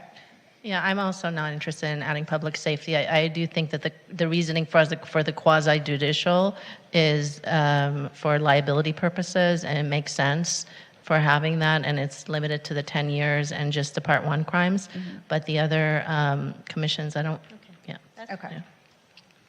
Councilmember Heilman. I'm actually okay with it being for public safety or for all of the advisory boards. I mean, maybe the background check isn't the ideal thing, but these individuals that we appoint interact with the public, and they can potentially create liability in terms of compliance with the various rules, and we have trainings every year about harassment and things like that. I don't know that a background check necessarily gets at that kind of behavior, but maybe there is something else we should be looking at for all of the board and commission members to make sure that there isn't a history of some kind of problem with an individual who's seeking an appointment. If I may, Mayor. I do concur on that. I mean, I kind of go back and forth because I agree, and I remember what we talked about in our meeting. If my colleagues are amenable to this, perhaps we kind of move forward with what the mayor was suggesting with the quasi-judicial ones for background checks. Maybe if the subcommittee could maybe pull together a meeting after the city clerk could kind of think about what we could do with advisory boards, because obviously there's a level of involvement that you would have to do compared to whatever it is, and maybe we could get a meeting in the next month or so and then come back with that recommendation. And the other commissions. Yeah, and the other commissions or That sounds good to me. Okay. Great. So we are going to be opening up the reappointment and appointment process. So do we want to include in the application, similar to what Mayor Pro Tem Erickson mentioned, something that they would check? Is there anything in your background that could be an embarrassment to the city or that you need to make us aware of prior to appointment? Okay. And at least that covers us until we can meet with the subcommittee to come up with a more formal process for the non-quasi-judicial commissions and our advisory boards. Okay. Wonderful. Next is the bylaws for commissions and advisory boards. Are there any thing in those changes that we need to discuss? I actually have an issue with reducing the amount of time for the Public Safety Commission. Is that under bylaws? It's going to stay at 3 minutes. Oh, it is? Okay, Yeah. great. There was a subsequent discussion after their initial discussion about, because as, you know, the director of community safety and I discussed, the chair can always reduce the time if there are a lot of public speakers for an item. So that's simpler than going from 3 to 2 minutes, which Excellent. is a big jump. Good. I was really concerned about we need more public participation, not less. Then the sixth one is residency for proof of residency for all city commissions. Are there, I am personally not in favor of this, and we can speak about that, but are there any comments, any discussions, any? Well, we know that there's, are you talking about whether they should have it or whether we have to show proof? Whether they should be residents, you mean? Or that they have to show proof? Well, whether they Whether they should should be be- residents, okay. I mean, it goes hand in hand, sort of. So if, for me, I would want to see our quasi-judicial and public safety be residents, but if we can't fill those positions with qualified people, then we would open it up, I guess, to businesses. Isn't the quasi-judicial already, what are the, so what are, HPC is the only one that doesn't have a residency requirement that's quasi-judicial. oh, I'm personally fine with HPC. It's one at a time.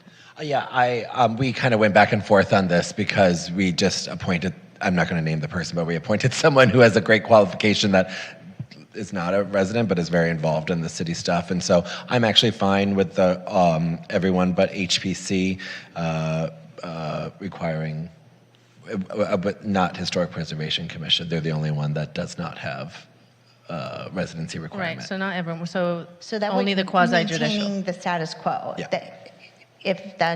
So if we don't include HPC, then we're maintaining the status quo because with the exception of Public Safety Commission, Planning Commission, Rent Stabilization,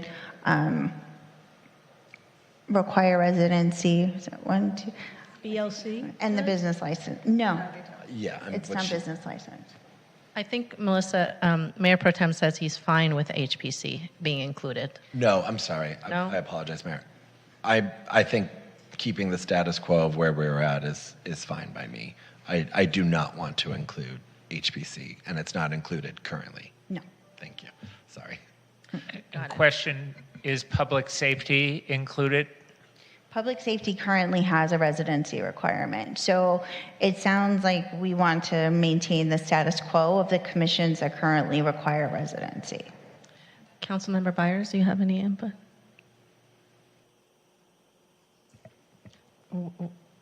Okay.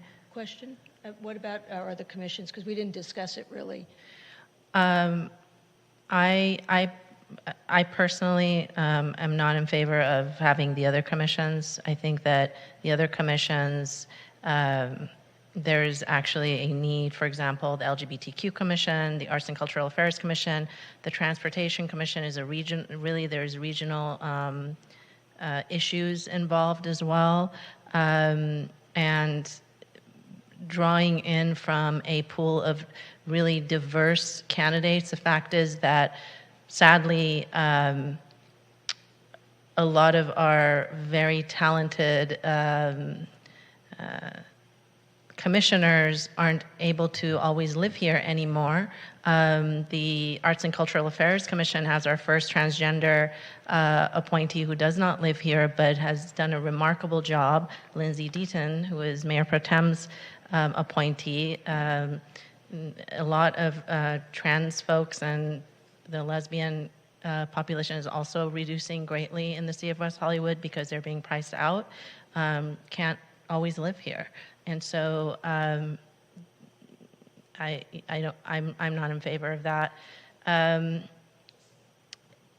As far as public facilities, I'm open to a discussion about that, depending on what my colleagues and where you all are, but I think public facilities should be all residents. I mean,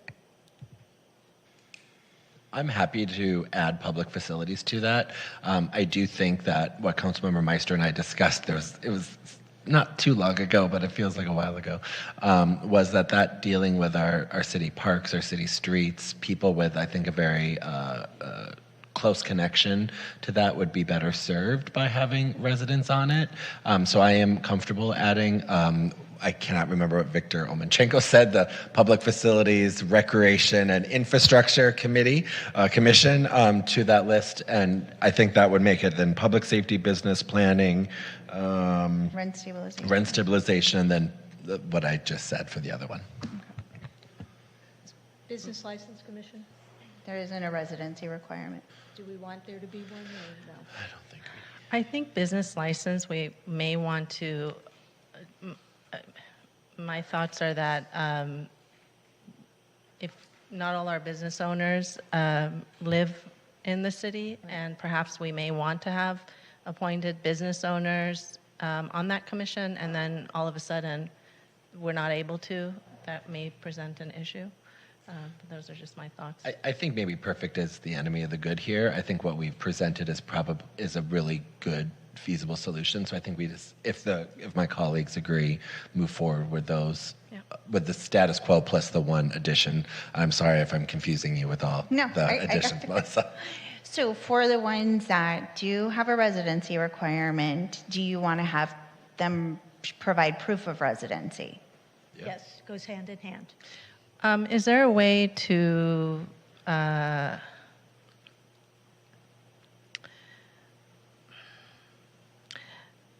when the applications are created, are they part of the public record? Does the address of the person become part of the public record? No, it's redacted. I'm fine with that as long as it is redacted and the public is not able to get people's addresses. Yeah, the because of Public Records Act requires that your personal identifying information be removed from any record provided to the public. Okay.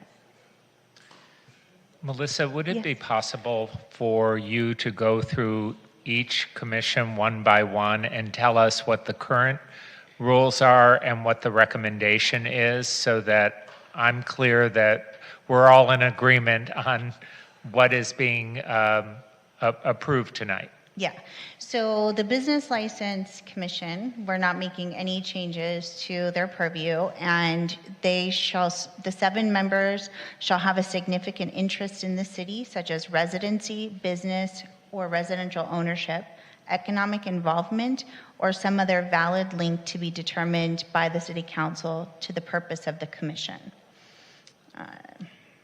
Sorry, I'm just going through the code. That was just simplest. Historic Preservation shall have 7 members who have a significant interest in the city, such as residency, business or residential ownership, economic involvement, or some other valid link to be determined by the City Council. All members of the commission shall have a demonstrated interest or competence in or knowledge of historic preservation and the cultural resources of the city. At least 2 commission members are required to be appointed from among professionals in the disciplines of history, architecture, architectural history, planning, prehistoric and historic archaeology, folklore, cultural anthropology, curation, conservation, and landscape architecture, or related disciplines such as urban planning, American studies, American civilization, or cultural geography, to the extent that such professionals are available in the community. Melissa, I don't think I need You don't want the all specific that? qualifications, Okay. just residents. Just a good time? Yeah. Okay. And so arts and cultural affairs, there is no residency requirement. It's the same, you should just have an interest in the city. Human Services Commission, no residency requirement. You should just have an interest in the city. Planning Commission, you are required to be a resident. The new Public Facilities, Recreation, and Infrastructure Commission will have a residency requirement. Public Safety Commission has a current residency requirement and will maintain a residency requirement. Rent Stabilization Commission has a residency requirement and will maintain it. Transportation and Mobility Commission does not have a residency requirement and will not have one. And the new LGBTQ+ Commission does not have a residency requirement, nor will one be required. I actually think Human Services should have a residency requirement. They're allocating or recommending funding at a very high level, and I think that should be a function that the residents get to decide. Councilmember Byers? I just came from the Human Services Commission and know that that body serves a broad subset of community. While residents are, of course, a part of the community that we serve, we as a queer LGBT community, a community that serves folks with HIV and AIDS, we serve people from all across the county, and I think to the benefit of making sure that we get the expertise we need. And fortunately, we have locally for some time, but given the term limits application moving forward, I think it'll best serve community in the broadest sense that we don't put a residency requirement on that. Mayor Pro Tem? Thank you so much, Mayor. I concur. I think that what we've done here is an equity issue as well as trying to address some of what we're doing. I don't disagree with what Councilmember Heilman is saying. I do find very valid points, and maybe that's something we can look into in the future should that issue come up. But I do remember when I worked at the city how we broadly define stuff in our community survey, live, work, and play here. I think that was pretty much the definition when that was happening. And so ultimately, I think that's what we should stick to. And what we need to continue to do is with our Human Services Commission. I know there are several people that I was considering appointing. I was considering appointing our city's first transgender individual that was going to be on that commission, but she could not afford to live in the city of West Hollywood for obvious reasons. And unfortunately, that did not happen. I had a great commissioner, nevertheless. But I think that, I think we could put that on hold for the time being. All right. I mean, I could see the benefit of having it either way, but I do understand it's a lot of money that we are, that commission deals with, and so I can understand why Councilmember Hammond feels that it should have a residency requirement. Okay, I'm actually in agreement with Councilmember Byers and Erickson on that, so for all the reasons stated. So I don't think we have a majority to do that one. Is that any more, Melissa, or we're good? Those were all of the recommendations. So the city attorney and I will return with an ordinance at the next council meeting on consent to adopt these. And so any changes to advisory boards will be done via resolution, and then we'll do everything else by ordinance. Yeah. Thank you so much. So we have... Quick question. Yes. Oh. One of the things that we did talk about that I don't know that was not in the report is about training. And I really feel that, especially our commissions, that there needs to be training, and maybe what we have to do is put in the application the expectation that there will be, either classes that they will need to take, not only the classes that Melissa provides, but also specifically related to the commission. So if it's, HPC, that we're going to have some training on historic preservation to make sure that everybody's kind of has the minimum knowledge needed to be on that commission and do a good job. So once they get appointed so they know that they have to do the training? Okay. But it should be in the application that they acknowledge that there will be training if they are appointed. I thought it was already in there. So yeah, today I made updates anticipating that most of what was presented tonight would move forward. And so one of it is that they agree that they will attend the required trainings by the city. We're also changing it a little bit. We'll have an onboarding process that's going to be separate from orientation, similar to when you're hired with the city, that goes through all of the various trainings all in one dashboard. And we hope to implement that by the summer, but everyone will know when they apply that they have to attend required trainings. Okay, so Mayor Pro Tem Erickson moved the motion and I seconded. So let's go ahead and do a vote. Thank you.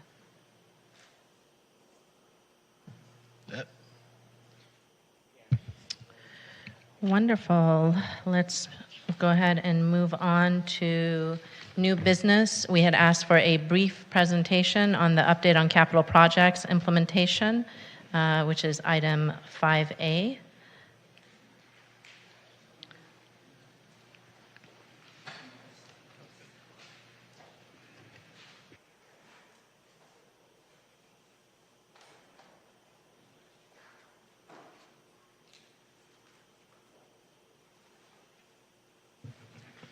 Good evening, Mayor, Mayor Pro Tem, and Council. Rick Abramson, City Architect and Manager of the Urban Design and Architecture Studio. Here with Brian League, our Property Development Manager, and Helen Collins, our Field and Facilities Manager, and many other colleagues, all of whom collaborate on a daily basis on our capital improvement program. So before you tonight is an update. Council had requested that there be intermittent updates on the capital improvement projects. Before you is a staff report that lays out the 12 sort of top of the list at the moment. Obviously, the city is engaged in numerous capital improvements throughout the year.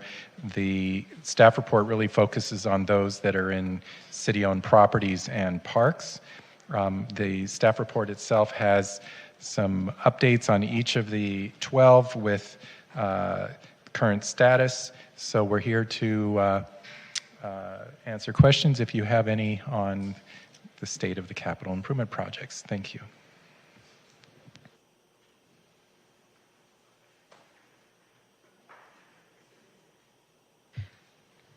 Are there any questions from my colleagues? Okay. Looks like we're going to wait until after public comment. Are there any public commenters on this item? 2? Okay. Yes, we have 2. Our first speaker is Annie Jump-Vicente, to be followed by Victor Omolchenko. So what, are you going to wait till after the public comments to make your comments and then you completely ignore our public comments, just like it happened last time? We just sat here and watched a very undemocratic process happen right before our eyes, where there was no notes really from any of you before public comment. People spoke, and then you spoke about what they said. Is that really democratic? I don't even know what the fuck to say because I didn't get anything from them or from you. What's the report even fucking say? You didn't even make that public before public comment.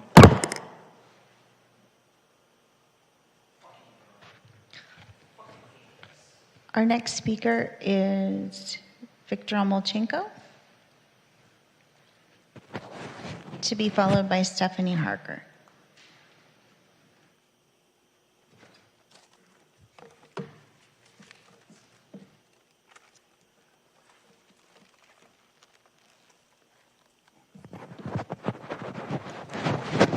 Thank you, sir.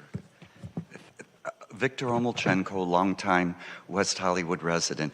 And, you know, I have to commend the city staff for, I love these kinds of reports. I wish I could have a hard copy of it. It was difficult reading it on the phone, but you mentioned that there were 12 items. And I remember from my days with the Treasury Department, we used to have a thing called the Dirty Dozen, the Dirty Dozen tax schemes. Well, that was, we tried to do the outreach to people so they'd understand what the Dirty Dozen were. But with this, I've looked through it, and this is a clean dozen. But I know that you are receiving this as an update, and this is some quick feedback that I'd like to make.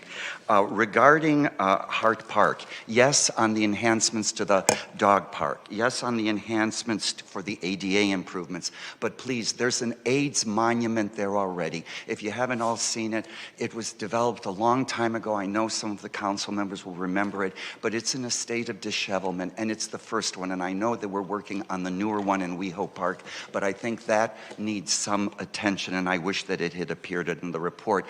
I love the Holloway Home Key renovation project. That is going to be done in a motel from our Route 66 days, and I hope that it retains some of that historic Route 66 feel. About the AIDS monument, along our Santa Monica Boulevard, the early victims of AIDS, some of their families had plaques inserted along the sidewalk. You can see them in front of the French Marketplace. You can see them all the way down Santa Monica Boulevard towards Boys Town. I hope that those will somehow be preserved. Maybe they could be extracted and put at the AIDS monument in Hart Park, or maybe provisions have been made for them to be somewhere embedded in a wall in the new AIDS memorial. But I want to be sure that those are not destroyed by any kind of construction or new projects that are being done along Santa Monica Boulevard. And just, I don't know. I like the Melrose Gathering Place. I don't know what Victor, your time Weaver's is done. Walk means. So thank you, and I look forward to all of your comments and improvements to this report. Thank you, Mayor.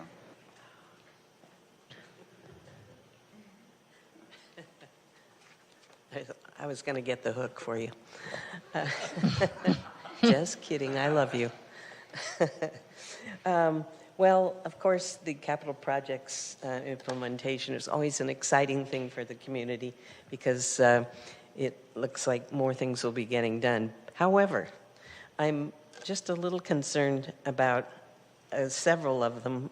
Laurel House, we are 20 years in that process, and pretty much other than mothballing it, nothing's been done. Love to see that be fast-tracked. Hart Park, I know that there were some serious ADA compliance issues there, and if that could be separated out from the rest of the things that are being done there.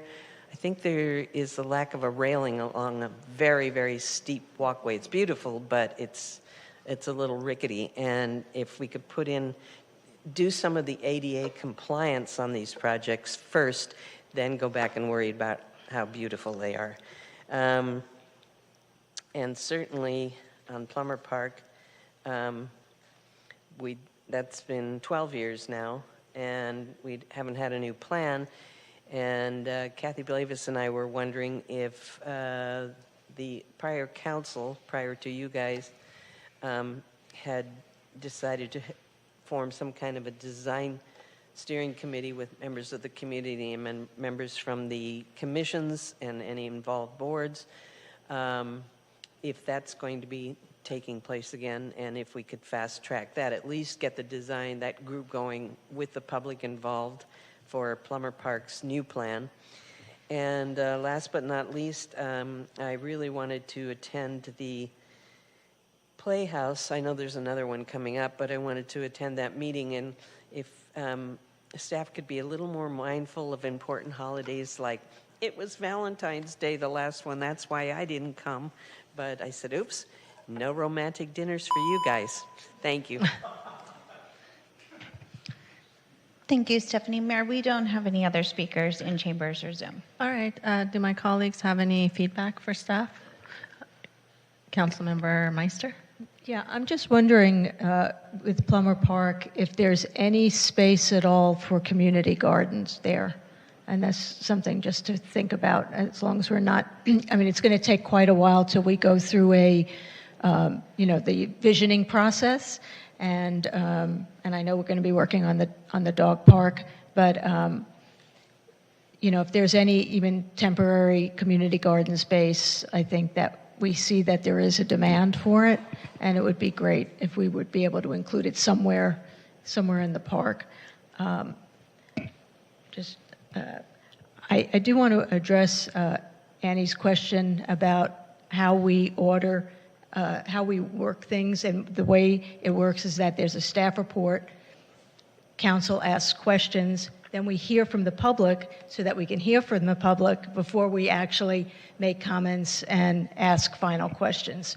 So that's why we don't usually comment before public comment. Let's see. I know there are some other things, but I'll let my colleagues go. Thank you. Councilmember Byers. If others are ready, they're welcome to go ahead first.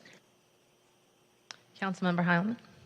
I just wanted to thank staff. This was very comprehensive, and I think some members of the public weren't aware that there is a timeline for each of the projects that was attached as an additional attachment to the item.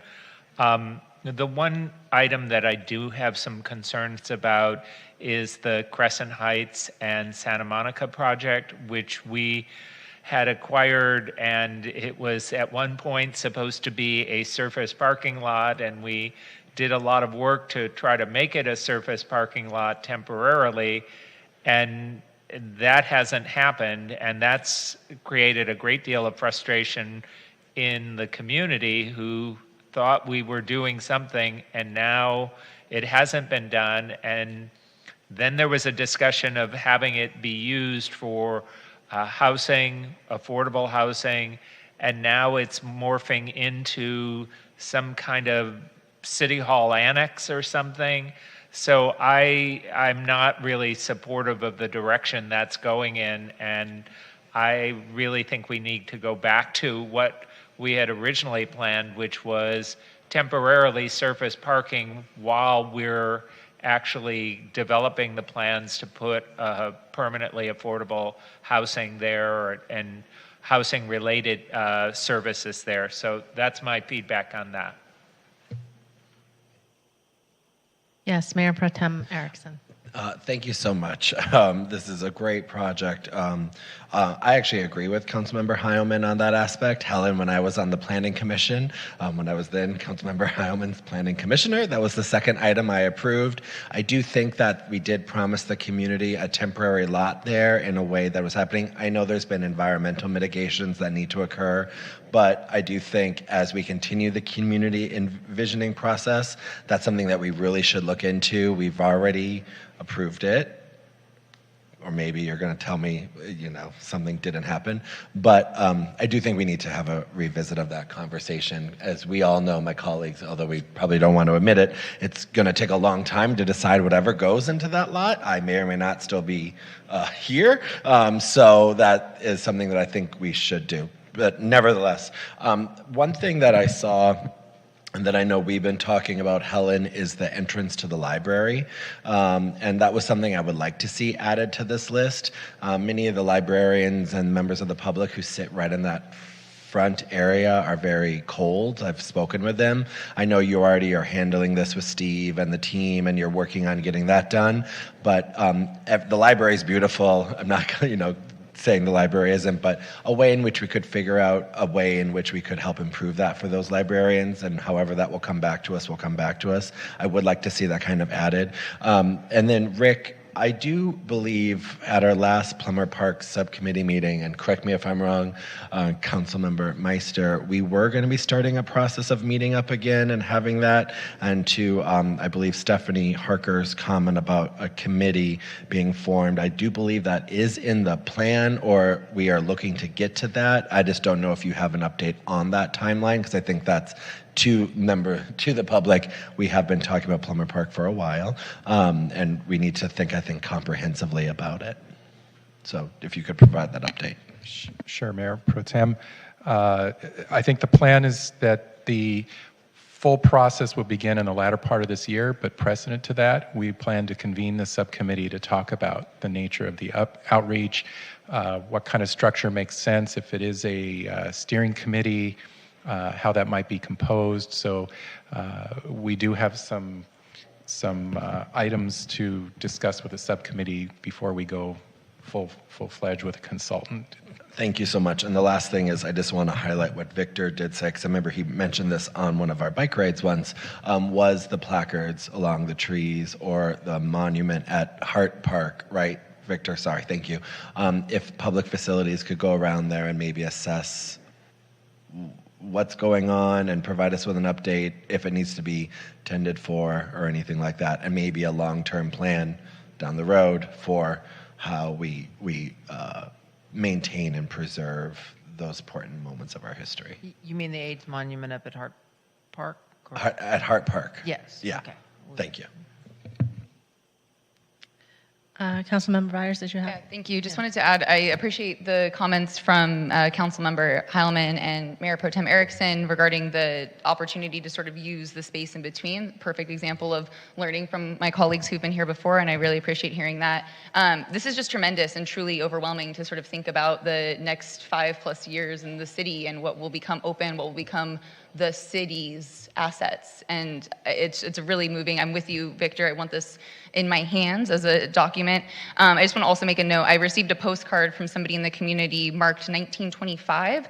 That was of the Holloway Hotel, and it's Route 66 Glory. And it's a stellar image. It calls on the back, Holloway Hotel, ultra modern and luxurious. And just thinking about that makes me really happy knowing where we might be by 2025. Luxury has really changed, hasn't it? It sure has. I'm also interested in the community garden potential for that feedback and everything else that my colleagues pointed out as well. I'm in agreement. So, yes. Oh, one more Councilmember Meister. Yes. I did put it down on the screen. Yeah, thank you. On the Crescent Heights, the 8120 Crescent Heights Santa Monica Boulevard and Crescent Heights. We acquired several properties on the Crescent Heights side. Do we have a sense if those will be residential? And if so, is it possible to maybe speed that up, that side of it, or does it have to be all of it together? Sure. Let me comment. I think all your comments are noted. Is it on? Oh, thank you for all your comments, council members. We did acquire another parcel at Santa Monica Boulevard in Crescent Heights, and I think it could be split into two projects if we want to do a strictly residential project to the north with the two residential parcels that are south of the alley, or we could do one large project, mixed use.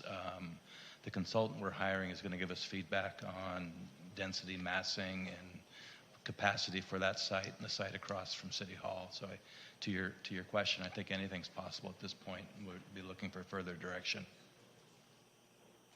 Okay. Yeah, I'd be interested in looking at that property separately as well, and to see if that's a residential project that can move forward a little faster than the rest of the We definitely project can move has that gone. forward if that's the will of the council. And I also don't think that the use that the use right now is the best use. We are leasing it out to. Item 5D, Advanced Public Safety Technology Pilot Program. Can give a little brief. Yeah, can we get a very brief staff presentation on Oh, this? no, we're staff. Oh, this is your items. Yes, thank you. Your staff. Go ahead. So basically, one of the reasons that Councilmember Heilman and I brought forward this item was because we did see the use of drones in the city of Beverly Hills, and we thought it might be, as I think it was last year, you might have brought forward an item about making sure that technology, I think we brought forward the item about, making sure that our sheriff's department is making use of technology. This is not an item to replace any sworn officers. It's actually just to make what we have more efficient. My understanding from our discussions is that it's a pilot, so we're just looking at possibly one drone or one or two drones, in order to, it's not to invade people's privacy, it's to help make it more efficient, safer, and to also decrease the use of helicopters, because that is a big problem in our city. So that's where the thought came from. Maybe Councilmember Heilman, I'm sure, has some additional comments. Yes, thank you, Councilmember Meister, and thank you, Mayor. The idea behind this is that when the sheriffs are in pursuit of a suspect, sometimes the suspect will be located in a place where the sheriffs can't see, so they bring out the helicopter. And that creates a great deal of noise and impact on the community. There's negative responses to that.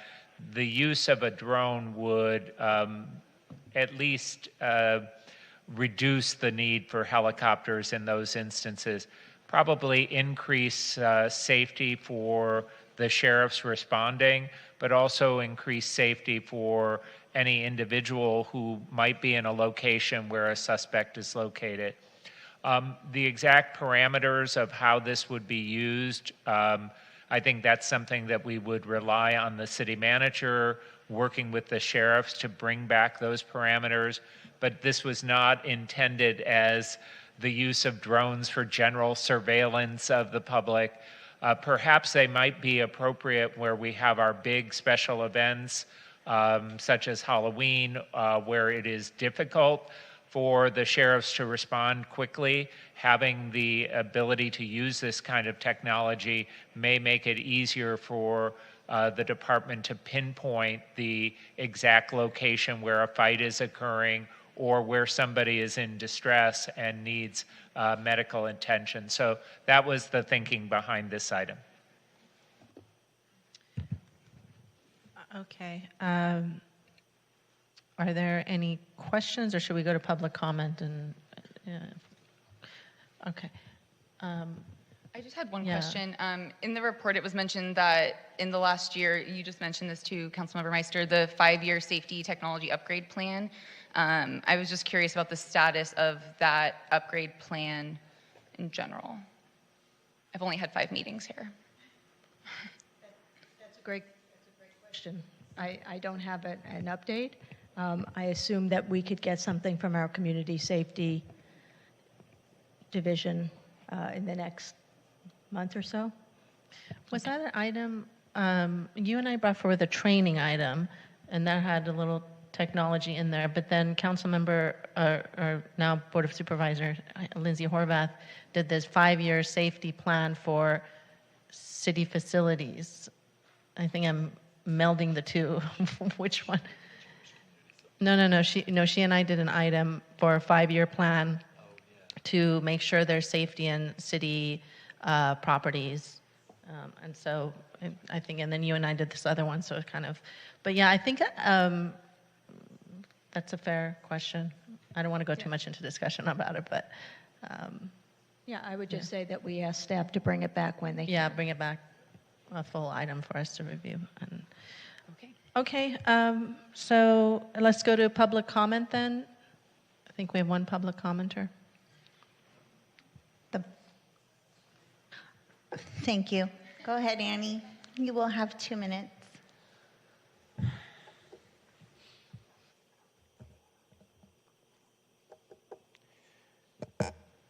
These things do cause noise pollution. So if you are going to investigate someone, and yes, the sheriffs have the absolute right to investigate anyone at basically any given time, so use of drone and surveillance is always permitted. The noise from a drone, especially up close, will definitely be very loud, and helicopters or drones, they both fucking make noise. They're above your head, and that noise projects downward. So good luck with that. This again is funding more state-sanctioned violence, because when I say state-sanctioned violence, the state pays people to enact violence and investigate and suppress those that are most marginalized. We should understand that in this country, police have been started to round up runaway slaves. That practice has yet to discontinue with the rounding up of black citizens, basically, and mass incarceration. So when it comes to funding more police and more state-sanctioned violence, I am always going to be against it. And it's funny because I got a phone call this morning from one of you, I guess I'll keep it secret, saying that my remarks about what I've been saying and what I've been doing here at City Council has been pretty anti-Semitic. Yet here I am standing here telling you that the state will fall to fascism, to Nazis, and when you all start funding the state-sanctioned violence more, they will already have the tools available to suppress and murder us and round us up. And as I've told all of you, except for you Heilman, is that this is going to happen within the next few years. You better fucking listen. Annie, please direct your comments to the entire council. Mayor, we actually did have someone come into Zoom who wishes to speak on this item. Thank you. Thank you.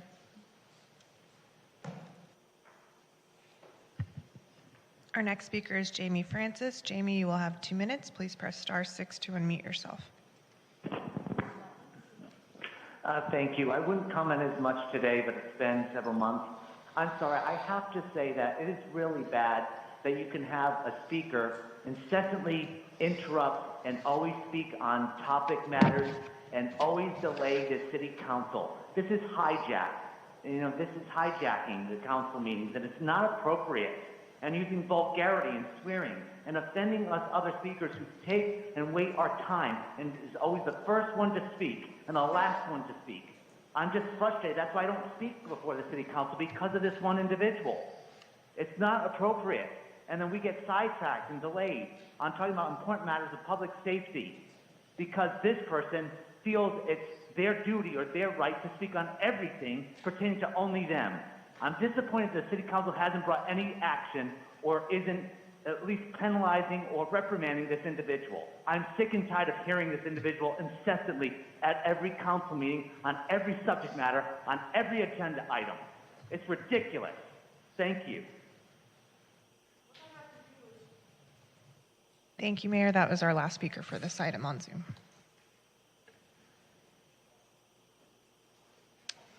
Okay. So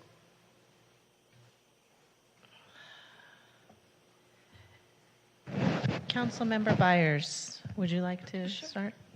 This just wanted to, okay, great. The speaking order cleared. Yeah, thank you. I appreciate any conversation around how we best keep our community safe. There was a line in the report that struck me, and I think it's the sort of existential question that we have around drone usage in general. The drones are not used for surveillance, but rather are deployed in response to a 911 call for service. I heard the comments from both my colleagues tonight, and I still have a larger question about what does proper response look like. And I know we are in the midst of many conversations around how to best keep our community safe, and knowing that this was sort of modeled, or we look to our neighboring city of Beverly Hills. I did some digging, and that pilot alone cost $500,000 for the few months it was in order. And in voting to implement their 2023 budget around this, they allocated $2.3 million to this program. I just want to conclude some of my thoughts with sharing words from an ACLU report from 2011 that reads, "The prospect of cheap, small, portable flying video surveillance machines threatens to eradicate existing practical limits on aerial monitoring and allow for pervasive surveillance, police fishing expeditions, and abusive use of these tools in a way that could eventually eliminate the privacy Americans have traditionally enjoyed in their movements and activities." It's the ACLU. We are in a big question about how we engage in safety in our community. And I think creating distance between the human response lends itself to problems. It sounds like we have enough to move this forward tonight. It was suggested to be moved to consent, so I understand my no vote may not do much, but I just wanted to state these things. Thank you. Mayor Pro Tem Erickson? Yes, thank you so much. I want to thank my colleagues for bringing this forward. I actually had a meeting with Captain Mulder and our community safety team about this. This item is giving direction. It will come back to us, and I think a number of the items I'm interested in learning more about. I don't know what these solutions could bring, but I also don't not know what they could bring. And I think from what I've been hearing from members of our community, it's something that I would like to see the possibility of. I'm not saying whether or not I would support it when I see what it is, but I do think from what I've heard from multiple people, I am comfortable with this moving forward, just to see if, what, and how this could increase it, and what tools are available in our tool belt. So I'm prepared to support the recommendations tonight. Thank you, Mayor. Thank you. Before I go, Councilmember Heilman and Councilmember Meister, do you have anything else to add? I know you already made your presentation, so. Councilmember Heilman, you're good? No, I was just going to say that Councilmember Byers' comments are noted, and I think she's raised valid concerns about pricing and about privacy. And I share those concerns, and I hope that when we get the research back from our staff, that our staff will talk about the appropriate limitations and also provide us with more detail about the cost of any pilot project here, because certainly if it's going to cost multiple millions of dollars, it may not be worth it for us to do that. Thank you, Councilmember Heilman. I'm also very concerned about the cost as well as the privacy and the equity issues involved with this. I would like this to actually go to, for staff to take any kind of proposed pilot for input and recommendation from the Public Safety Commission, as well as the newly formed Social Justice advisory board that we're going to appoint before it comes back to us, so we have a full feedback of the community coming back to us, so that then we can make a fully informed decision with the experts that we have in place, if that's amenable to the Councilmember Heilman and Meister? Absolutely. Okay. Yeah, I'm also, and I'm not trying to add another body of work, but I do think maybe the LGBTQ Commission might be interested in hearing about this as well. One of the comments from the last Public Safety Commission meeting that I was very fascinated about was one of the studies we didn't include specific aspects about how do you do policing with an LGBTQ community, and so that stuck with me in those conversations, and so I thought maybe just as another eyes on the item, it might be helpful to have those subject matter experts, but if that's not the will of my colleagues, because I understand this is an important item, I'm happy to not support it, but it was just another suggestion for further input from those stakeholders. I think that's great too, and the other part I want to address, the one thing that I like about the potential of this could be less helicopters. That has been a resident concern for a very long time. But knowing the control or lack of control we have over the helicopters and what our contract with the LA County Sheriff's Department is, I'm very hesitant to think that just because we add drones, we're automatically going to be able to have less helicopters. So I would say for staff and the city manager to really make sure that if that is the case, I want it proven to me of how we're going to have that power, and not just assume that this is just going to happen, because I just quite frankly don't believe that unless I see something in writing that says that that's going to take place.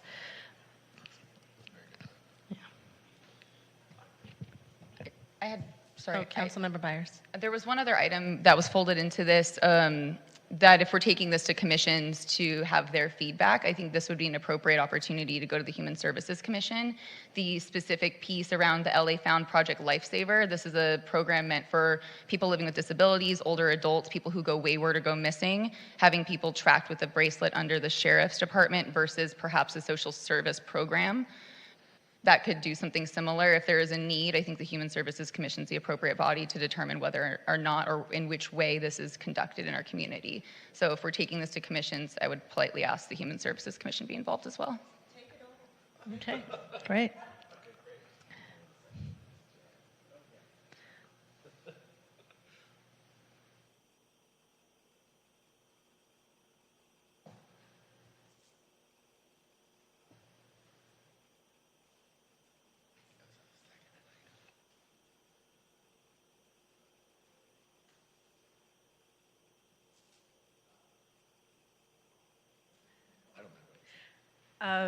Great. So now I'm going to put my glasses back on because I am now 1 year older as of Sunday, and my eyes are 1 year worse.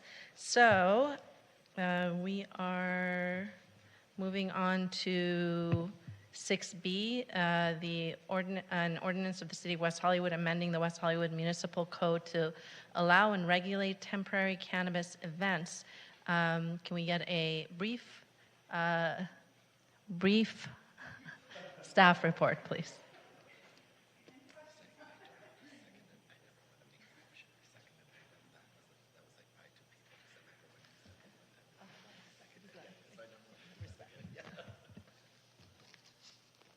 Thank you and good evening, Mayor Pro Tem, and members of the City Council. I'm Danny Rivas, Director of Community Safety for the City of West Hollywood. Also joining with me on this item is Jackie Roca, our Deputy City Manager, and we also have our City Attorney, Lauren Langer, as well as members from our Planning and Development Services team to join as well.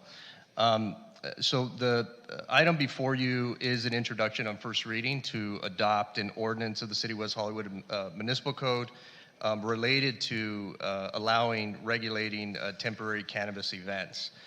So in short, we did have feedback and input from the business community last year following Pride festivities. And that related to the city staff looking into a proposed amendment to our current ordinance because we do not currently allow or authorize temporary cannabis events. And so staff did do some research. We reached out to the California Department of Cannabis Care and Control, and they did confirm that they obviously have a process in place, which includes the issuance of an organizer license, as well as a temporary event license, and then of course acquiring approval from the local jurisdiction. So in short, what's before you this evening is comprised of a city cannabis working group internally with various departments, based also on the input and feedback that we received while doing some outreach to various stakeholders, our local cannabis businesses, et cetera. And so in short, the summary of the proposed ordinance would essentially allow folks to be able to apply for a special event permit, as well as submit for a temporary cannabis event license. And that would only allow them to be able to take advantage of that twice a year during festivities associated with Pride in June, as well as Halloween. In addition to that, it would also allow no more than 2 temporary cannabis events per license to occur in a given calendar year. And one of the things that we were doing in light of reviewing the ordinance, because there was a question asked from members of the public related to whether we were only allowing 2 events to occur versus 2 events per license. And so we wanted to clarify that and also make that amendment into the record this evening based off the attached ordinance. So that is what we have in place in short and summary, and we're certainly happy to answer any questions.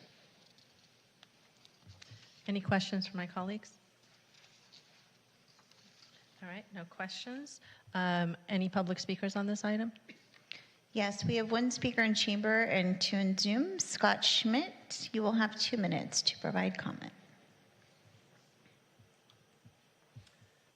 Good evening, Scott Schmidt, resident of West Hollywood and executive director of Emerald Village West Hollywood, the only organization representing all of the open licensed operating cannabis businesses in the city. First, I want to thank staff for their hard work on this and for getting it done in a timely manner to allow us to do a safe and regulated cannabis activation during WeHo Pride. If you look at the calendar, we need to do it tonight. And this is a good start. We can see how things go, we can massage it, and work in the future. In the letter that I sent, we requested 3 hopefully minor amendments. One would be to allow for staff to have more flexibility with respect to locations and add city-owned parks and/or parking lots in addition to street closures, just because we don't know where we might fit into a footprint for Halloween or, based on my second request, a different city-sponsored special event. So the second is that we considered, because we don't know whether we're going to do Halloween, make it 2 city-sponsored special events and leave that generic. And, you know, one, of course, we'll do Pride, and then we'll figure out what the second one is. Our members have talked about doing a fitness expo and bringing that back and working cannabis into that. So it may not necessarily be Halloween. And then finally, to promote equity and make sure that whoever's operating these events benefits the industry as a whole, we'd like to use that legacy fee, marketing fee model and apply that to these special events. Our industry, you know, famously was fighting for each other for a number of years, and one of the things I'm proud of the last 2 years is how everyone's come to work together, and I hope that as you consider this policy, you'll listen to us. Thank you. Thank you, Scott. We'll move to Zoom now.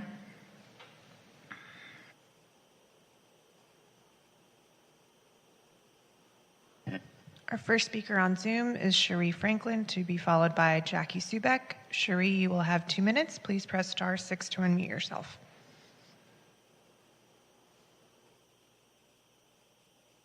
Hello again, this is Cherie Franklin. I'm speaking on behalf of my partner Danny Shaker and I with Go Globo. Thank you, Jackie Subek and Jackie Rocco and the team for shepherding this through. We support 2 things, particularly I think it's very good that we require people who are not licensed to actually go through the business licensing process. Whatever happens during this event, it is the license holders that will probably feel the brunt of anything that happens. And from the public perspective, lots of things could happen, and we want to make sure that people who come to the table are just as accountable as the people who are paying for brick and mortar fees and permits to make sure that others understand that, you know, whatever they do, they're impacting the business environment in West Hollywood. So that should stay in place. I think the expedited ability for licensees to go through the process is a good thing because we've already gone through site planning and all those things and been vetted by the city. So I think that's a wonderful part of the ordinance. And the last thing is I do think that as we're starting this, perhaps allow the licensees that are here and the people who are going through your process to be initially the first people to go through it.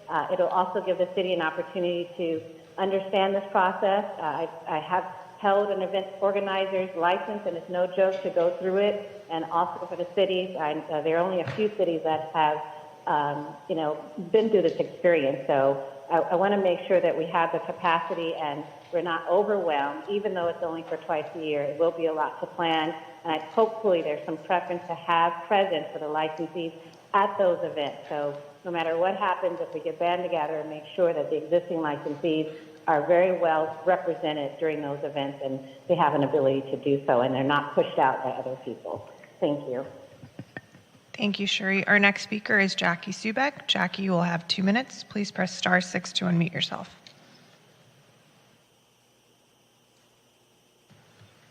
Hello. Hi. Good evening, Mayor Stein, Mayor Pro Tem Erickson, and council members. It's nice to hear and see you all. My name is Jackie Subek.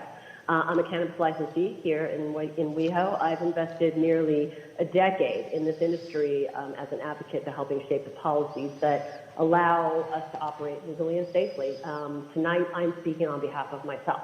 I'm glad we're on a pathway to get this permit happening, and I want to thank city staff for initiating it and putting it all together. I submitted through written public comment a detailed outline of what I specifically believe the needs are to be changed. Some things need to be reframed or even removed from the proposed ordinance, and I'm not going to go through those details now. But I want to encourage the city to take special care when creating these limitations, restrictions, and caps when it comes to cannabis, because our businesses shouldn't be treated like second-class citizens any longer. We've had a 40-plus-year war on drugs that decimated our communities, and now it's legal, and I respectfully ask the city treat it as such. I actually have a state cannabis event organizer license I first got in 2021. It took me months to get and cost me thousands of dollars. I've had to go through the annual renewal, which cost me more thousands of dollars. And so as it relates to 2 events, I don't know how that makes sense. I don't know how an organizer is supposed to recoup their costs if they're only allowed to have 2 events a year. I would also like to encourage the city to expand their vision of what the future might hold for these types of events. Not just cannabis-themed events, but other events that want to add cannabis. It's not just about a cannabis event at Pride or Halloween, which have tens of thousands of people, but it's about smaller, more regular events of 50, 100, 250 people. It's about more supporting small businesses. It's about the hotel that wants to throw a weekly cannabis party on their deck, or the yoga studio, or the art gallery who wants to host beautiful events. It's about giving cannabis events the same opportunities as events with alcohol that they get. It's not about keeping it all for ourselves and excluding everybody from outside WeHo from not being able to host their own events. Anyone holding that state event organizing license who's been vetted by the BLC should be able to hold an event as many times as they want. Thank you, Jackie. Thank you, Jackie. Your time is up. Thank you. Okay. Thank you. Mayor, that was our last speaker on Zoom. Thanks for letting me fucking finish my sentence. Okay. Mayor, I apologize. We have one additional speaker in chambers. Okay. Annie Jump Vicente will have 2 minutes. I think you're going to need more public comment books. Yeah, I do speak a lot. Well, it says 3 minutes, but I only need like 30 seconds or a minute. I actually fully agree with this last person that spoke. 2 events per year for a cannabis event. I honestly don't understand why there's any limitation at all.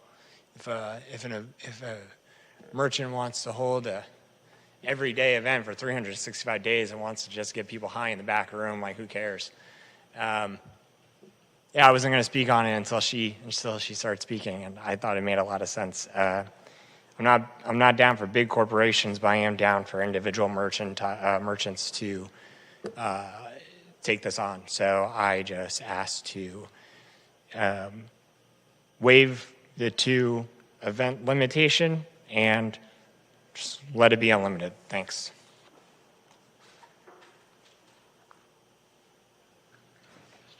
That was our final speaker. Thank you. All right. So any questions before we go into discussion? I had a Yes. question for staff, and I thought Scott Schmidt brought up some valid points in terms of this being tied to Halloween necessarily, and the issue of the marketing fee and requiring out-of-town licensees to pay that marketing fee. What are your response to those suggestions that he made? Yeah, thank you, Councilmember Howman. In terms of the marketing fee, that is something that actually even for the license fee itself, staff plans on returning at a future date, but obviously in advance of June, in advance of Pride, and working with the city attorney's office to look at viable options. So it's certainly something that we're going to be able to look into and then provide input and more feedback on when we return.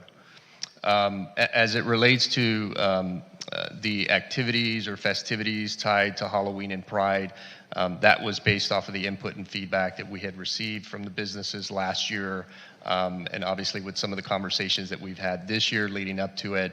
It really kind of boils down to the capacity of staff and really looking at, as this is an entirely new process that we're going to be learning as well, really taking a more pilot approach, providing some bit of a gap for us to be able to review everything, guide folks, and go through that licensing process. And if there needs to be adjustments, I think the important takeaway is that we're going to continue the conversation. We mentioned that to the business community that, you know, lessons learned from this year and looking to make adjustments and revisions in the upcoming year. Would you have an objection to changing that language to, you know, Pride or a second city-sponsored event, because currently Halloween isn't planned for this year?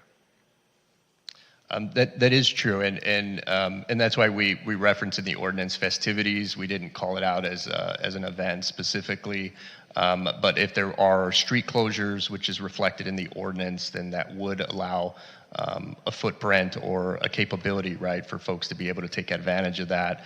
And then one of the other components in the ordinance would be to look at a private property or private venue. You know, I don't want to throw any suggestions, but obviously something that has the size and the capability of providing that and fitting the needs. So, Jackie, I don't know if you have anything else to add to that. Yeah, good evening. One of the things that we want to highlight is that, you know, there's urgency to get this approved tonight because Pride is not that far away. And in order to get this accomplished and send it to the state so that we have this in place, we couldn't go through the process of, you know, get an ordinance that, you know, will contemplate a lot of other events. And one of the commitments that we made to the business community was that we would continue the dialogue.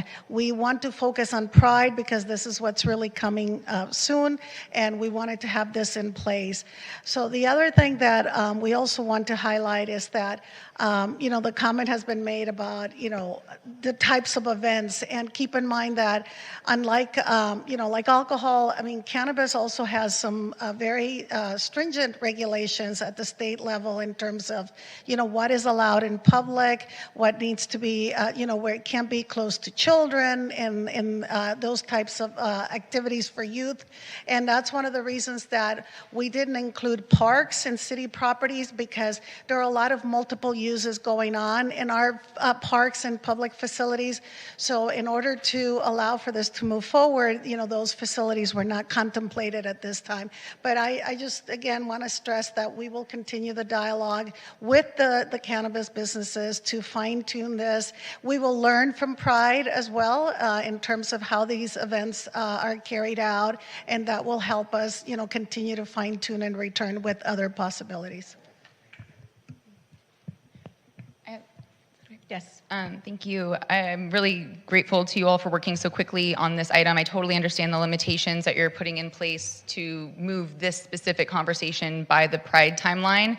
I noticed there was a 120-day timeline recommended for businesses that do not currently hold licenses, and we're already at 103 days, just to demonstrate the moving target we're in. So really appreciate the expediency we're trying to bring to this, and that we're getting something done in order to create an opportunity to keep moving forward. I just think this demonstrates our city's commitment to activating cannabis events, considering we're willing to do so alongside our marquee Pride event. It's a really big commitment, and I'm really excited about that. I wanted to say I support a fee generally. I think the marketing capacity for this industry is a really important consideration as we continue the really important work of destigmatizing cannabis and its use. If it's not something we can bake into tonight, I'm just happy to see that come back as we continue this conversation. And I think that's all I have to say at this moment. Mayor Pro Tem Erickson. Thank you. I just wanted to make sure for the record that none of these special events for cannabis, whether they're Halloween or another city-related festivity, are going to be put on the onus of having JJLA produce and do all of that. My understanding is that that is not what is before us tonight, but I just want to make it really clear that last year in February, we asked Jeff to do a parade. He did it well. I think that although this year, I'm not saying that cannabis will or will not be included in Pride or forthcoming Halloween, and don't start that rumor. We don't need another magazine article, John, about no Halloween. We haven't decided yet, but we don't need that. We don't need that drama right now.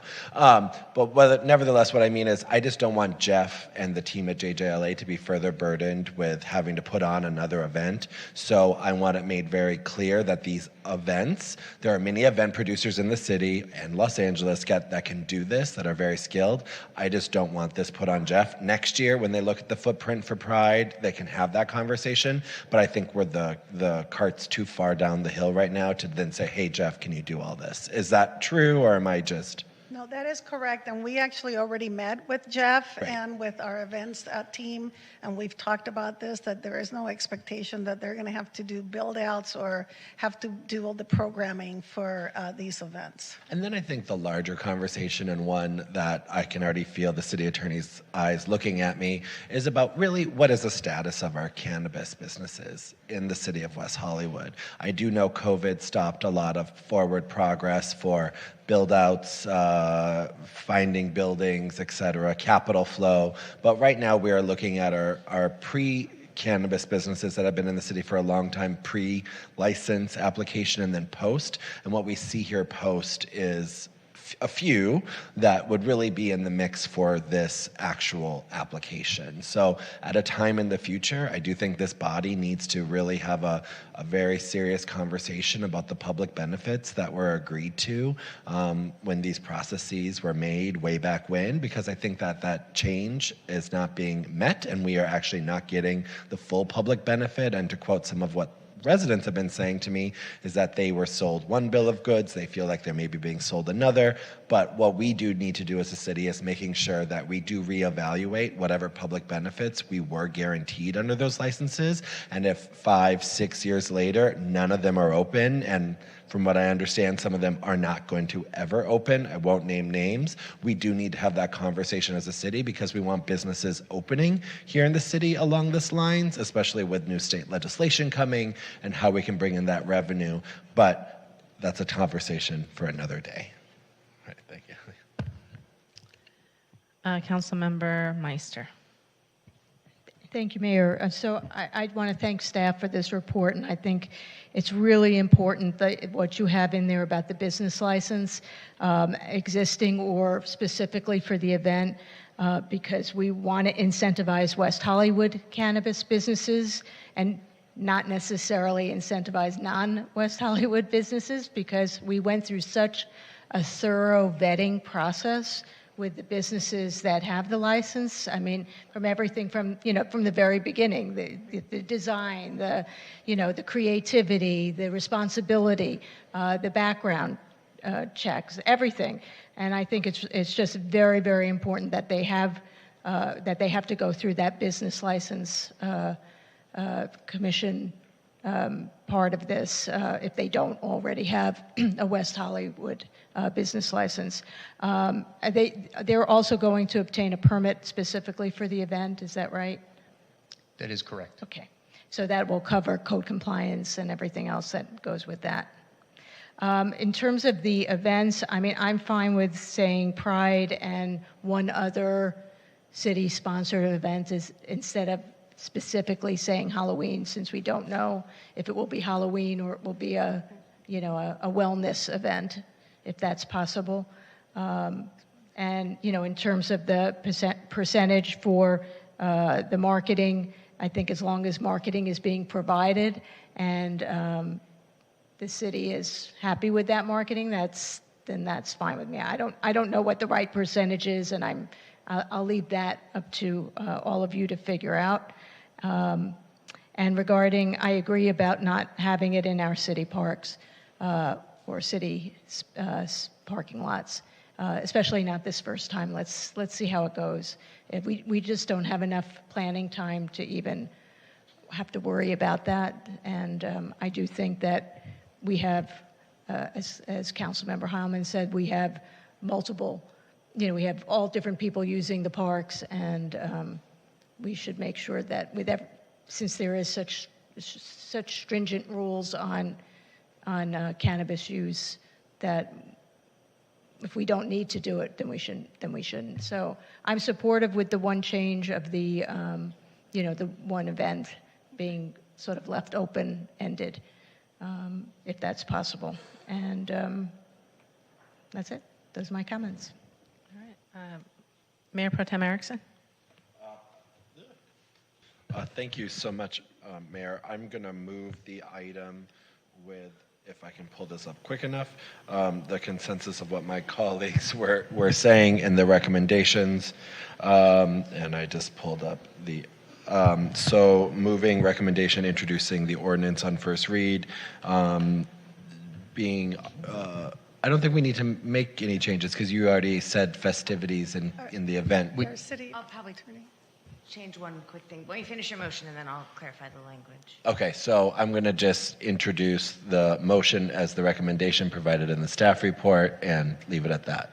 Okay, and then paragraph I, as Danny mentioned in his presentation, we're going to add that it's 2 events per license to make that clear. And then we could say these events shall occur in connection with the city's established Pride and other dates, because it's limited to 2, so that would be fine.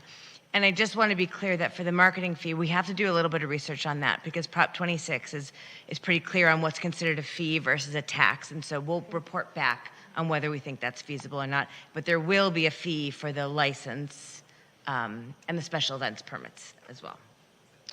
And Lauren, if we could just add, and one other city-sponsored event, as opposed to just other events aside from Pride, because I just want to limit it to twice in a calendar year for capacity purposes. Okay, so you want it tailored to another.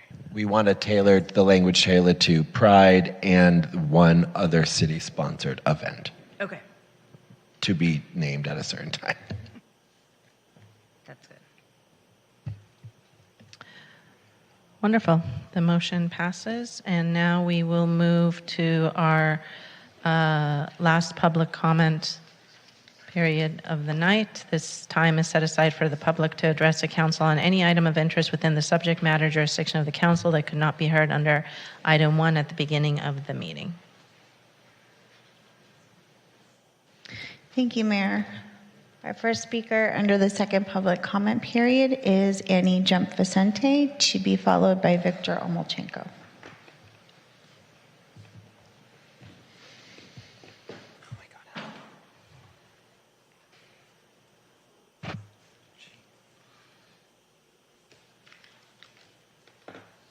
Jesus Christ.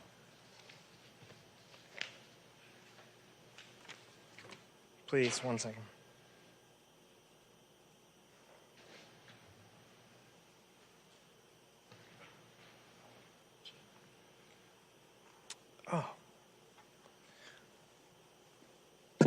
Unfortunately, my phone just died, so I don't have the rest of the comment I was going to give earlier. My first public comment was the Chris Hedges article, if you recall, and it ended with something like this.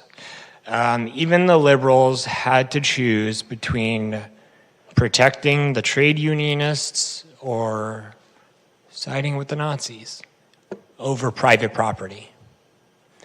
That's what this is about. Private property will be the determination of whether or not these next few years escalate into violence and chaos. We cannot rely on what is happening right now. The system tonight was highly undemocratic based on what we saw about the advisory boards and the commissions. We don't have a say. It's all you. What kind of democracy is this? This isn't a democratic republic. This is a republic. That's what this is. And I keep telling you, as someone said earlier, that I'm here every single meeting for the last 8 months now, speaking on nearly every item. I care and I want to be more involved than just standing here at a podium doing and just speaking. This is not enough. I want to be engaged with the city planners based on my academic background, based on what I send you all every single day with objectives and goals.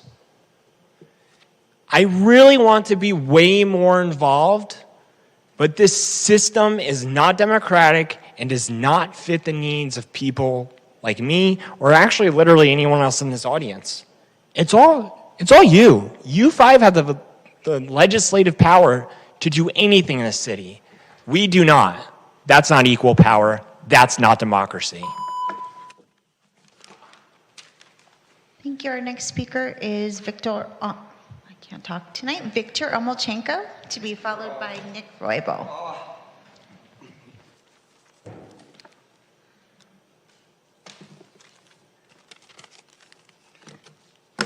Victor Omolchenko, thanks for hearing me out again.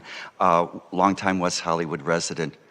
How can you stay on top of everything? Thank you for staying on top of everything that you can stay on top of. I had never heard of the builder's remedy. But 2 years ago, the City Council directed staff to develop a zone text amendment that would require an in lieu fee or replacement of residential units demolished by non-residential projects in residential zones, like what happened with the Center for Private Early Education on Alfred and La Cienega at Melrose, that bought a 12-unit apartment building, demolished it, and paid nothing into the affordable fee or did not put replacement units. Fast forward 7 years later, the city staff was asked, you unanimously passed that as a city council. They were asked to look and submit to the Planning Commission a zone text amendment. And the Planning Commission refused and said to the city staff said to the Planning Commission, no, we don't need this amendment. That was shocking to me. And as I was preparing for the meeting last Wednesday, the meeting got canceled. The meeting got canceled at the last minute. Notice of cancellation. What is going on? Kathy Blavis earlier spoke about public noticing in meetings. I look forward to your passing in the future a zone text amendment that will require an in lieu fee or replacement of residential units demolished by non-residential projects in residential zones. And on a nice note, a happy note, thank you, Councilmember Erickson, for making our city, trying to make our city more seismically safe, and I look forward to the future reports about how many of those 738 apartment buildings have been seismically retrofitted. Looking forward to that. Thank you, Mayor, and thank you all for your work on behalf of our city. Thank you, Victor. Our final speaker in chambers this evening is Nick Roybal. Nick, you'll have 2 minutes. You're welcome. Good evening, Mayor Shine. Good evening, Mayor Pro Tem Erickson and Council. I want to commend each of you. I think each of you this evening show the best of what this city can be. And me just sitting here as a silent witness, learning about local government, listening closely, learning terms I've never heard before exactly. It's incredible. And I don't want that to get lost in our misunderstandings, in the tensions that can sometimes stop us from seeing each other. And unfortunately, sometimes I have found it has been easier for me in the past to demonize someone when I didn't quite understand where they were coming from and know how to do the work or want to do the work. Councilmember Heilman, witnessing your grace has been incredible for me. So I want you to know that that is seen. So, and lastly, on a happy note, Mayor Shine, happy birthday. Thank you, and everybody get home safely. Thank you. Thank you, Nick. We do not have any speakers in Zoom, Mayor, so we can proceed with the meeting. Thank you. Thank you very much. We will now go to the council member comments and meeting attendance reports. Council member Meister, would you like to start, please? Sure. Thank you, Mayor. Since our last meeting, I attended the Westside Cities COG meeting where I was appointed to the SCAG Regional Council representing District Number 41. And I don't know if West Hollywood has ever represented the Westside Cities COG in that position, so this is very exciting for the city to actually hold that seat and represent the COG. And I want to thank all my colleagues for their support. And as we said there, it was an easy election since there was no election. Your election. Item on the consent calendar on 2I, which is the co-sponsored 2022 co-sponsored and council-initiated events. I just wanted to suggest that next time the report is put together, that the Excel spreadsheet include a column for cost per attendee, and that the Finance Subcommittee look at that during budget discussions, and that it be included in future summaries to council, because it's always helpful to see, how much it costs per attendee. Announcements, I'm just going to read a couple. Wednesday, February 22nd at 6 p.m., there is a virtual neighborhood meeting for 8025 Santa Monica Boulevard. Wednesday, March 1st at 6 p.m., there's a virtual neighborhood meeting for 8623, 8665 Holloway Drive. For both of those, if you go to the city's website, to the calendar section, on those dates, there's more information as to how you can participate. And then on Saturday, March 4th at 9 a.m., it will be the City of West Hollywood MLK Day of Service 2023. The 2023 City of West Hollywood Martin Luther King Jr. Day of Service event will take place at West Hollywood Elementary School, and volunteers are needed to help perform various landscaping, cleanup, painting, and other beautifying tasks at the school. All tasks involve physical labor, and volunteers are expected to be available to work a 4-hour shift. And very importantly, advance registration is required. So if you'd like to volunteer, go to www.weho.org/volunteer, or you can contact Larissa Fuchs at weho.org. And that's all I have. Thank you. Councilmember Byers. Thank you. I was happy to attend the Westside City Council of Governments to support the election of Councilmember Lauren Meister as our representative to SCAG. It was a very exciting election, no matter what she'll tell you. I also made a reel of that event. I'm very happy to be sharing the inner workings of municipal government through my social medias, and we'll be doing more communications in the coming weeks, so have that to look forward to. That's my announcement. I want to quickly thank the Fire Chief Smith for coming and sharing important reminders on yielding right-of-way to emergency vehicles. It's something I see as a pedestrian all the time. It makes me crazy, and I'm really grateful that we're able to make that happen. Also, thank you to the Communications Division in the city for the launch of their new Drive Mindfully artwork, and that'll appear on social media and the bus shelter spaces so we can continue with these necessary reminders. Lastly, I just want to say A note on the weather. Rains like we've had this year really expose the limits, failures, and the work that needs to be done, often the work that comes to government.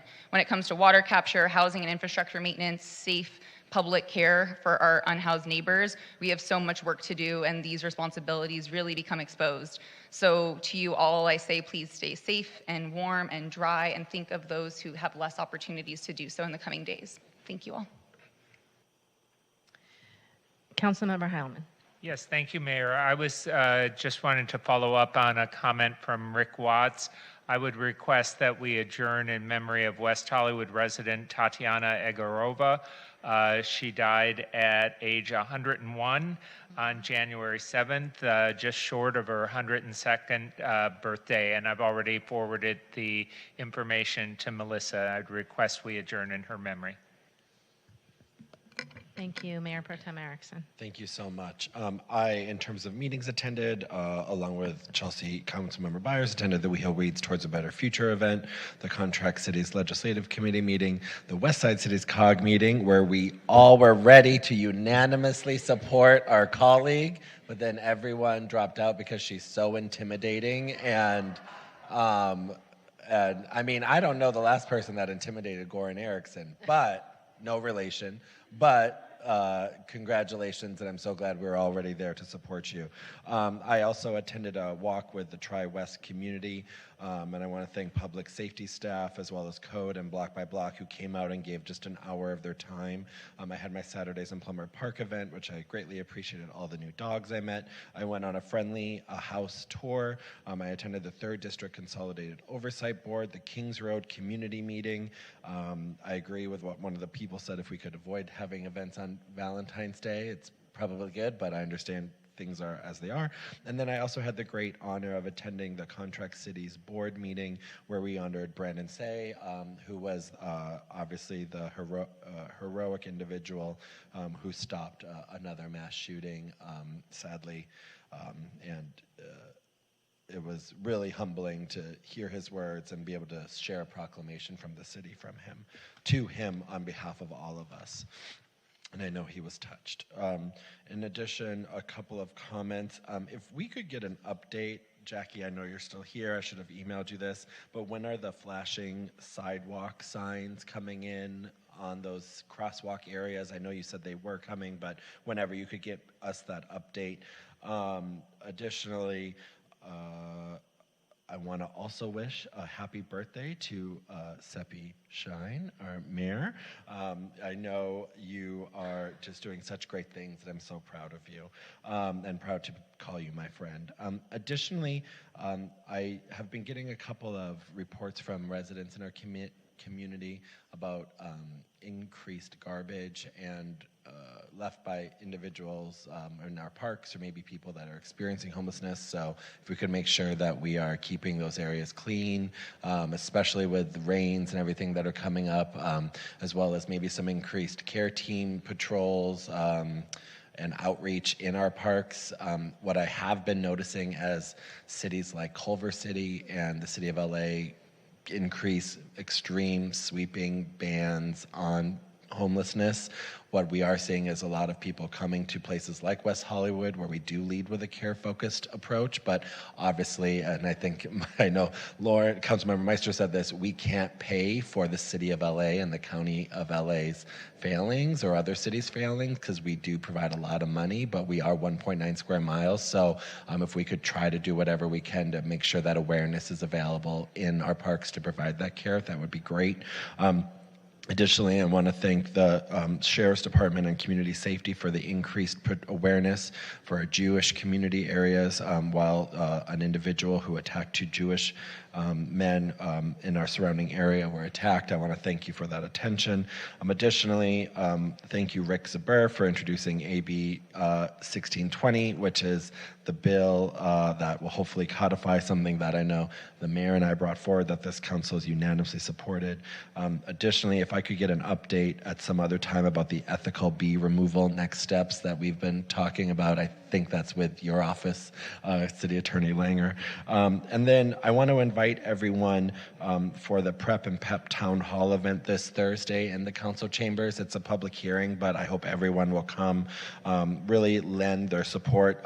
Senator Scott Wiener, who sometimes sends shivers up people's spines with his housing policies, is doing a really great thing with introducing a fix to a bill that we supported a long time ago about making PrEP and PEP access more equitable, and I want to thank my colleagues for that continued support. And then lastly, I want to thank Genevieve for calling in about 5C and my colleagues for supporting that, and then 2N, the Huntington Beach resolution. We put a lot of, I think, pride in visibility and representation, and however we can do it right. To see mega trolls and just bigots take over a council and tell people that they're not welcome there is horrific, and any business that the city would ever do with a city like Huntington Beach shouldn't be allowed, just like we wouldn't allow people to go to Texas or any other state that bans things that we support as a community. And we're here to tell people, like in the city of Huntington Beach, that you are loved if you are LGBTQ there, and I'm telling you there are LGBTQ people in Huntington Beach, and we see you, and you always have a home here. But to the individuals on the council that passed this resolution, shame on you, and I think you were all bigots. That is all I have to say. Mayor, thank you. Thank you, everyone. I would like to have staff give an update on this. This is in response to Mikey Friedman and her request for us to have a poll of the scooter program. I did reach out to staff and was told that we actually are going to be doing a poll before making any decisions on making the pilot program permanent. So if staff can, or the city manager at our next meeting can provide that update on the record of timing and who is doing the poll and such, that would be great. I have some updates on events. The Black Women Lead Pop-Up Market event with the upcoming rain prediction on Saturday. This event in West Hollywood Park will be rescheduled for a future date. This free event features Black vendors, panelists, and performers providing the community with the opportunity to celebrate Black History Month in West Hollywood. Stay tuned for additional details on the new date via social media, a forthcoming updated press release, and the city's main calendar page. Additionally, the city will commemorate the 25th anniversary of V-Day on Sunday, February 26th, with an activist and survivor-led gathering and call to action. The program will begin at 2 p.m. at the Arc Respite Deck at West Hollywood Park and feature the launch of a silent witness display and include special guest speakers. The silent witness display, based upon the Silent Witness Initiative, is a community-based display of silhouettes symbolizing people killed by domestic violence and intimate partner violence. V-Day is a global activist movement to end violence against all women, cisgender, transgender, and those who hold fluid identities that are subject to gender-based violence, girls and the planet. There is a continuing rise in anti-Semitism in West Hollywood and the surrounding areas and cities, which is extremely alarming. Last week, 2 Jewish men were shot outside a synagogue in the Pico Robertson area. LAPD ended up arresting a suspect, and our Captain Mulder informed us of what was going on, and our law enforcement increased patrols of our city areas which have a higher concentration of Jewish residents. Late last week, a swastika was etched on an apartment building on the east side in our city. These incidents of anti-Semitism are unacceptable, and our city has and will always stand with our Jewish community and against hate and anti-Semitism. As part of my comments at each council meeting, I have made it a priority to provide updates on the situation in Iran in light of the protests and revolution that turned into a revolution but began in September 2022 following the death of Mahsa Amini. Human rights agencies have claimed that so far as many as 20,000 people have been arrested, 529 protesters have been killed, 4 people have been publicly executed for crimes connected to the protests, with another 100 still at risk of execution based on their charges. Tonight I want to focus on the MASSA Act. In October 2022, House Armed Services Committee member Representative Jim Banks introduced the bipartisan MASSA Act to sanction Iran's supreme leader and his inner circle, as well as impose visa bans. This bill was reintroduced in late January and is intended to hold the most malicious elements of Iran's regime accountable for human rights abuses and conducts of terrorism while avoiding collateral damage on ordinary Iranians. The MASSA Act is supported by the National Union for Democracy in Iran, United Against Nuclear Iran, and the American Israel Public Affairs Committee, AIPAC. The bill continues to gain support, and it is a step in the right direction in terms of holding the Iranian Islamic government accountable. As I have at every council meeting, I am going to ask the public to check in on your Iranian American friends and ask us how we're doing. It is still a very traumatic time for each and every one of us. Call your local electeds and ask that they pass resolution and speak about what's going on in Iran. Call your federal officials and ask that they support the MASSA Act.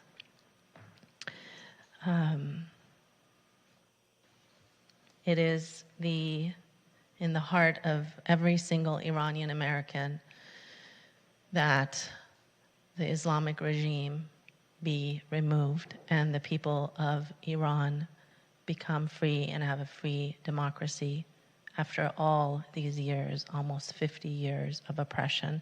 So that is my update. Zan Zendegi Azadi, Woman Life Freedom. Since our last meeting, I attended the Sanitation District Board of Directors meeting, the West Side City Council of Governments Board meeting, and the I Ran Out of the Closet Changemakers Edition panel event by RAL International, which was fantastic. Congratulations, Councilmember Meister, for being elected to the SCAG in this position. We were all very happy to support you.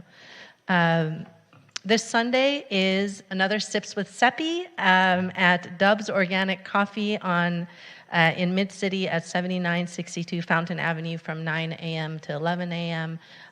Please come and join me. If you have any questions about our city, any concerns, I'm always happy to have these events and meet with neighbors and community members. And those are all my comments tonight. And with that, it is 10:31, and we are adjourned to our next regular meeting of the City Council on Monday, March 6, 2023 at 6 p.m. at West Hollywood Park Public Meeting Room, Council Chambers. Thank you.